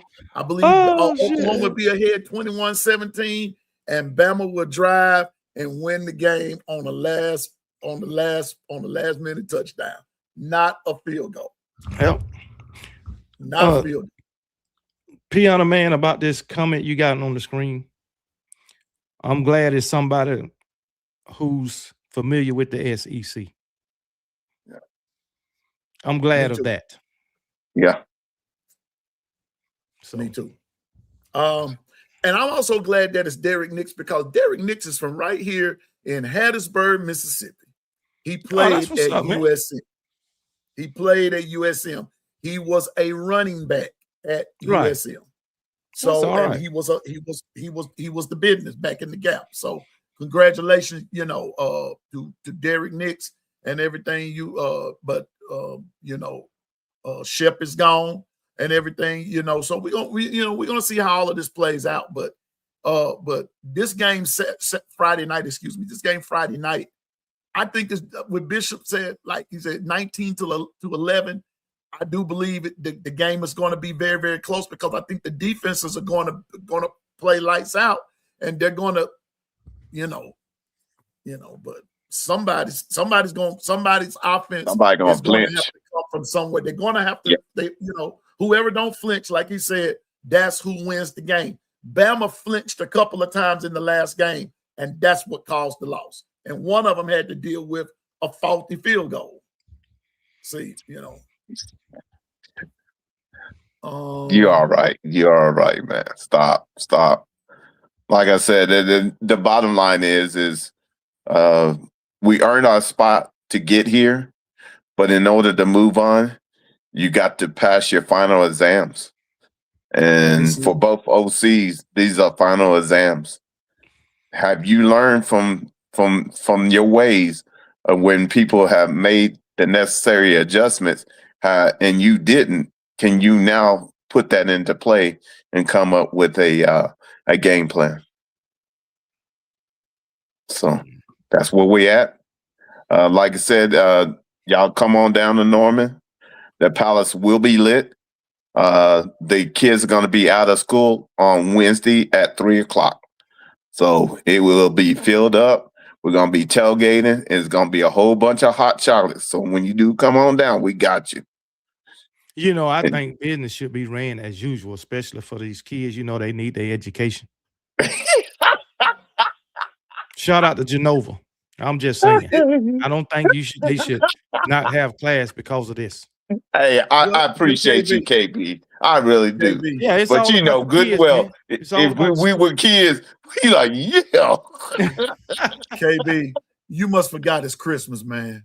It's Christmas. It's Christmas. But I understand. But it's going to be a whole bunch of tailgating, you guys. Please, we're cordial. It's too cold for that. Shoot, you better. There are going to be some rib tips. There are going to be some gumbo, jambalaya, dirty rice. We're going to have some menudo, pozole, whole hog. So there's going to be stuff down there. And then, of course, we're going to have some toddies. So you know how we get down. But we just want to have a good old time. And appreciate that our teams are in it. And you know how we get in the phone booth. We play the game the best way we know how, on the field. Yeah. It's man. Wait a minute. Let Bama hater, here we go. How did Bama earn their spot specifically? And Miami had 4 ranked wins, but only 2 losses. 4 ranked I wins served against it up who? to you. Don't act like I did. Hold on, but hold on now. This is my thing, man. Everybody complained about Alabama third loss. The fact of the matter is, Miami wasn't able to play to even have a chance to get a third loss because they weren't good enough to make it. Facts. You weren't good enough to play a 13th game.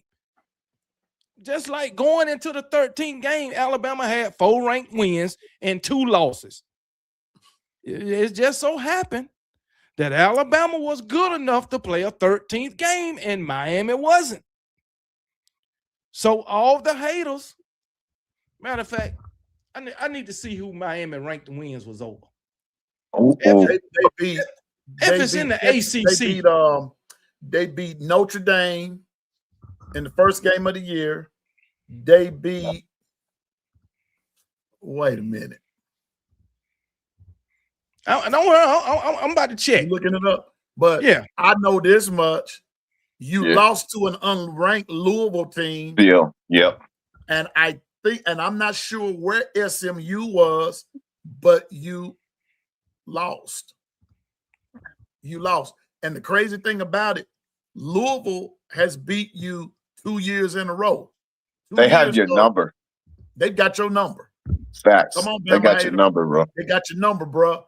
So y'all got in. You saying that they had to see if Bama. Man, are you serious? They lost to Louisville, KB. Unranked. Come on now. Come on. And they lost to unranked SMU. Come on now. Come on, bro. Come on now. I mean, come on, man. Lord have mercy. Yeah. Hey, hold on. They backed in the back door, didn't they? Yeah. Really? And look at the teams you beat. Syracuse. They ain't got but 2 wins. Damn. I'm just putting it out there. Oof. Okay. You got NC State. So Syracuse got 10 losses. NC State got 5. Virginia Tech, 9 losses. Yeesh. Come on now. These are the teams that y'all beat. Let's see how many losses Pitt got. See how many losses Pitt. Come on, baby. But yeah, it ain't like y'all beating no stellar teams. Come on now. Yeah, you should be ashamed, Bama hater. And Pitt even got 4 losses. You're saying OU has Bama number? Don't even hold on. Stanford Cardinals. They got to have about 9 or 10 losses. Well, they got 8 losses. So all y'all wins pretty much is against bottom of the barrel teams. You don't want Bama to pull their receipts. Yeah. All they wins is against bottom of the barrel teams besides Notre Dame. No wonder y'all want Notre Dame to get in there so bad. Because everybody else y'all beat was bottom of the barrel.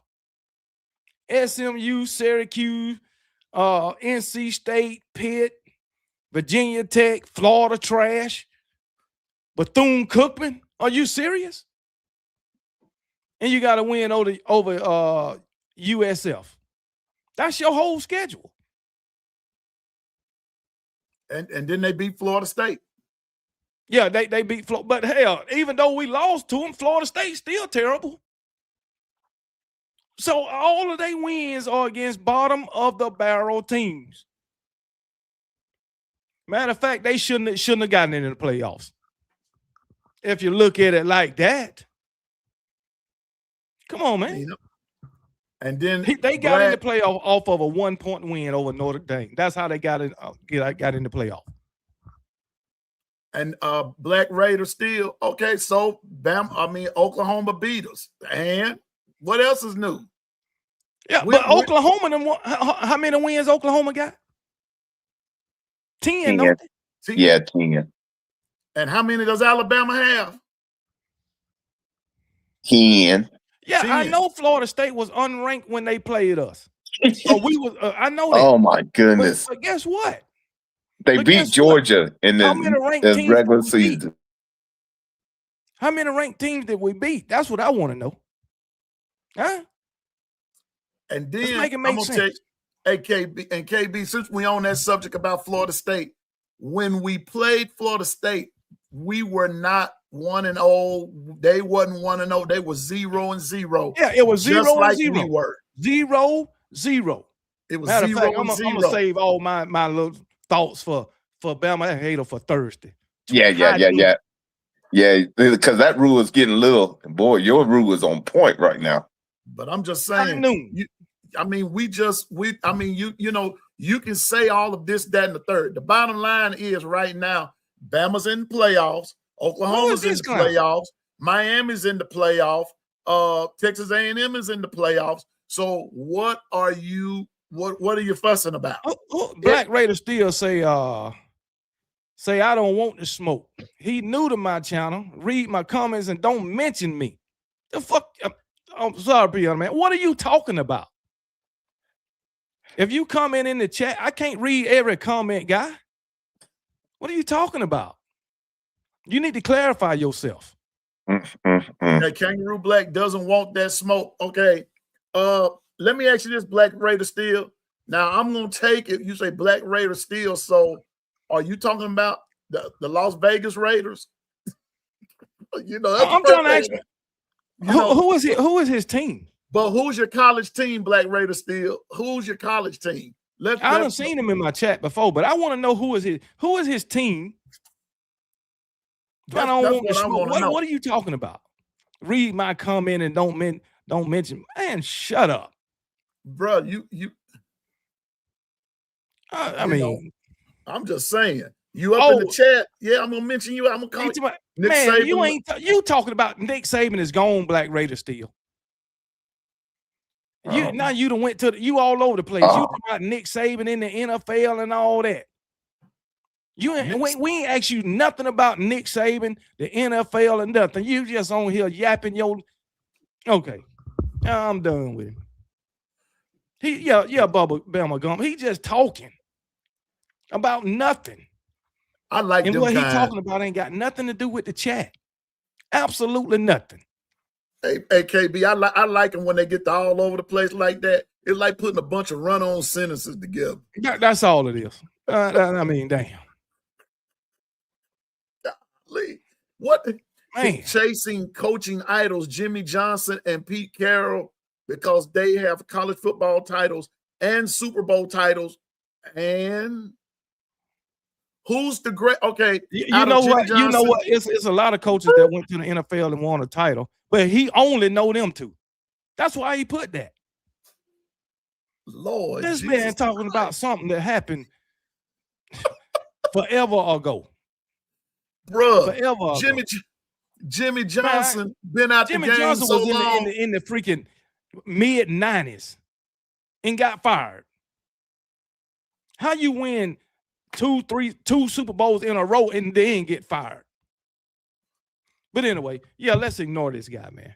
Let's ignore him. He just won. He still ain't told us who his team is. It must I guess be he's ashamed of him. It must be, dude. I mean, what? Okay, so bro, you in the comment, we gonna call you out. Because that's just how I roll over here. If you see something that's worth putting up, I'm gonna put it up there. It's crazy, man. Bama are celebrating tainted titles won during the flow. Come on, dude. Hey, what? Dude, come on, dude. Bruh. You Black Raider Steel, you tainted. Yeah, you need to go to that day. You need to go on that day that they go at it. You need to go over there. We don't know who his team is. I don't even know who Black Raider Steel is. But anyway, he says and think we care. Bro, we just over here having a conversation. That's all. We just over here having a conversation, bro. That's all. Nothing. I ain't gonna say. You know what I'm about to say, don't you, KB? I'm about to say. I'm about to say something I had no business saying. I already know. It's all good, man. I got to go get. Listen, I got to get ready to go get out of here, and I'm going to find me something to eat because this here done made me hungry. I'm telling you, man. Hey, man, this is the best gumbo going. Hey, we need to do this more often. This is how we get down. Man, I love chopping it up with KB because, man, let me tell y'all something. I'm waiting on KB to say something KB said one night, and we were doing a show together, and I couldn't stop laughing.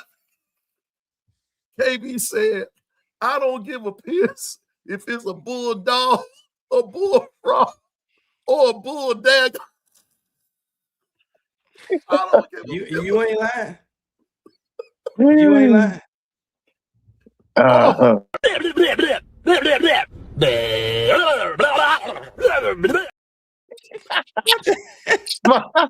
you, That's Black Raider Steel. Hey, KB, that's my yeah. When they start doing that,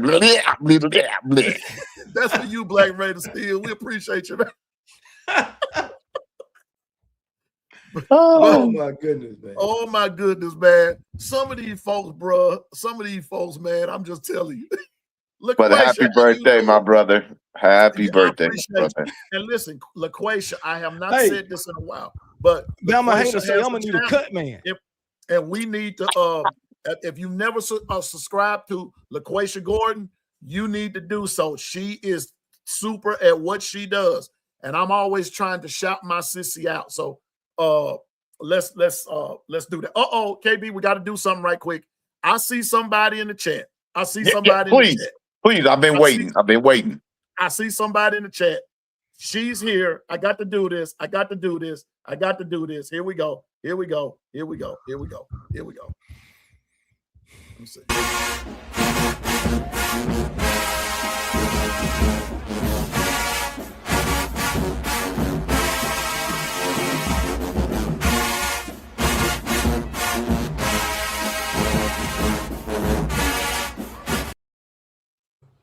Oh my God. Y'all know who it is. It is none other than LaToya, the queen of the honeybees. What's going on, LaToya? How you doing? The queen of the honeybees. Queen bee. Queen bee is in the house. I'm a honeybees. Wait a minute. Hold it. Okay, Black Raider Steel. I got to put you up there now. You're a 70s baby. I've forgotten more football in the past 45 years than most college football fans must Google and watch YouTube videos about the knowledge. Okay. Black Raider Steel, I'm a 60s baby. Pianoman. He said he's a 70s baby. He a 70s baby. He's 70. That's what he said. So he too old to be that stupid. That's what I'm saying. He too old to act that stupid and dumb. Come on, that's all I got for him.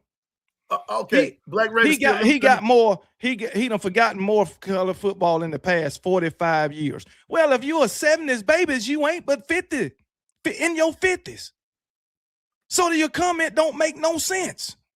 I'm a 60s baby, and so let me run something by you, Black Raider Steel. And Bishop, stop me when I'm lying. I'm from the days of the wishbone, okay? And bro, when you think about wishbone, there are actually 3 teams that you think about.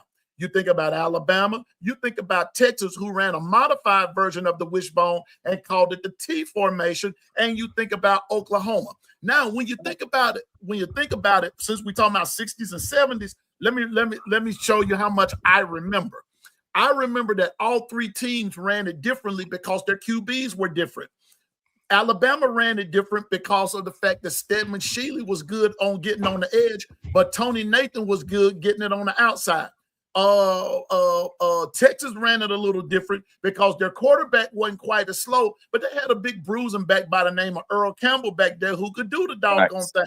But when you got the doggone Oklahoma, now let me break it down to you. You had a brother by the name of Thomas Lott, who started off and who had a running back by the name of Elvis Peacock on one running back. He had another running back by the name of Billy Sims, and then there was another running back by the name of Kenny King who ran fullback. Well, when Thomas Lott handed the ball off, you didn't know who was about to get the ball. That's why Oklahoma was so prolific in running the wishbone offense under Barry Switzer. Texas under Darrell Royal, Alabama under Bear Bryant. Need I go further? You don't need to go no further, because you know why? Even if he is a 70s baby, right? That means he is in his 50s. And he say he didn't forgot more football in the past 45 years. Even if you're a 70s baby, right? You probably ain't gonna get into football until you by, I'm gonna say 9, 10, 11, somewhere along that era. I mean, that age. If you gonna get into football, usually it's when you get into middle school, and if you play middle school ball, you'll be into it if you playing like rec league ball back then. You know what I'm saying? Because usually a kid between the ages of, we'll say 5 and 10, they ain't looking at no football or learning football unless they actually playing it. You outside doing other shit with your friends. Riding bicycles and just doing kid stuff. Playing backyard football, that's what you playing. So if you a 70s baby, I'll even give you 55. And you say you done forgot more in the last 45 years? Man, shut up lying. Do better. Do better. Come up with another lie.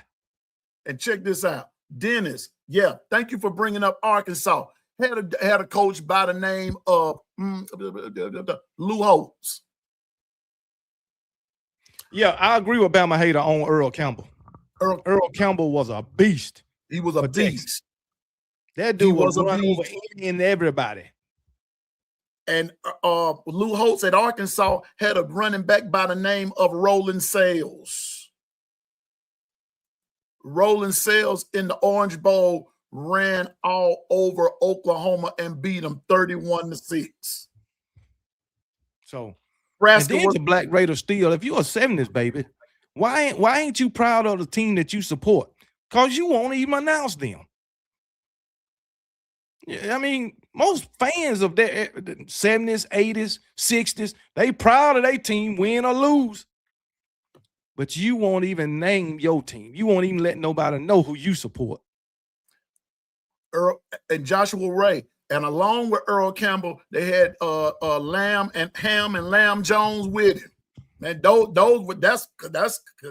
back in the gap football there, man. I'm just saying. So but KB, I got to go get me something to eat. I got the headache now. But I'm just proud of Alabama. Been a Bama fan since 1973, back in the days of Bear Bryant, the Rutledge brothers, all that kind of stuff, and been on and popping ever since. That's what's up, man. And I'm a Pittsburgh Steelers fan. Hey, too. Black Raider Steel say drop the link, man. Drop the link in the chat. I tell you what you do, Black Raider Steel. Get us embarrassed. What you want to embarrass us for?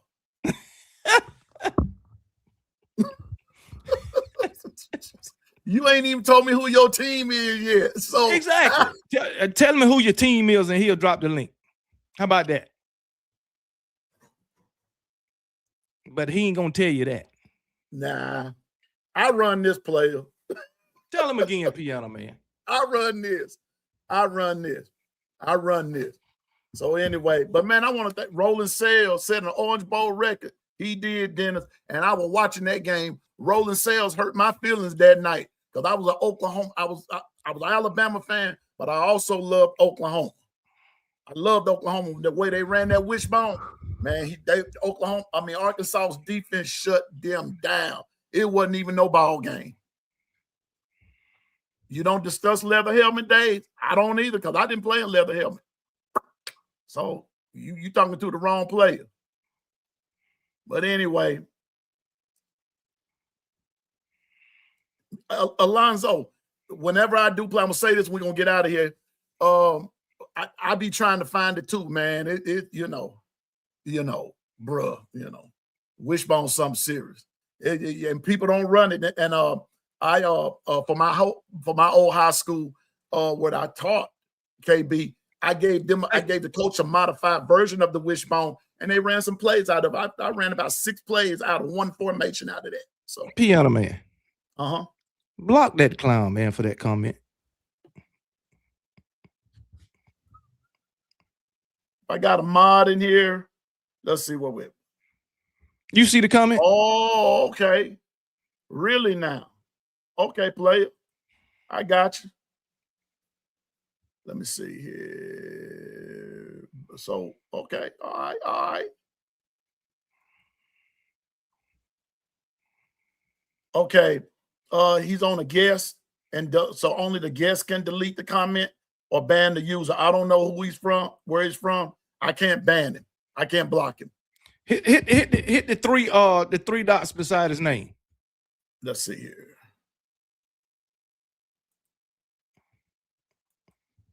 Yeah, he's either on Bishop's or he on yours. Oh, okay. He might be on mine. Yeah, I got him.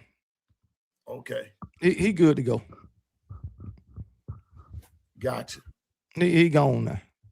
I thought he was on your Thank side. you for coming, man. Golly. That made my head sure enough start hurting. Now, he don't want my thing about this racist stuff because I go all the way in and have to be stopped. Because I don't play that. I don't play it. I just don't. I don't give a what color you are. I don't do the racism thing. So anyway, yeah, anyway. KB, man, it's good to have you again, bro. But KB, I just asked you to do me one little favor. What's up, man? That little picture I sent you, just use it at your discretion. All right, bet. Bet. I got you, dog. Use it at your discretion. Use it. I got you. Use it at your discretion. And see, that'll make somebody back way back. You ain't lying. You ain't lying. So everybody's a great show, man. Thankful for KB. Thankful for Bishop coming in. I saw Twister in the chat and everything, man. All of y'all that came in tonight, the fellowship with us. Hey, man, we love doing it. KB and I, we was talking today, man. He had me crying, laughing, bro. Hey, man. We had to take care of a little business today. You know how it go, but man, we still brothers. Gonna always be brother. I'm gonna be, man, KB, my brother till my casket drop, man. I'm just saying. But 10 toes up. And, you got it. Watch. Wait a minute. I got to put that one more thing. See, Dennis know what the business is. Thomas Lott, Kenny King, David Overstreet, Billy Sim, J.C. Watts, the senator.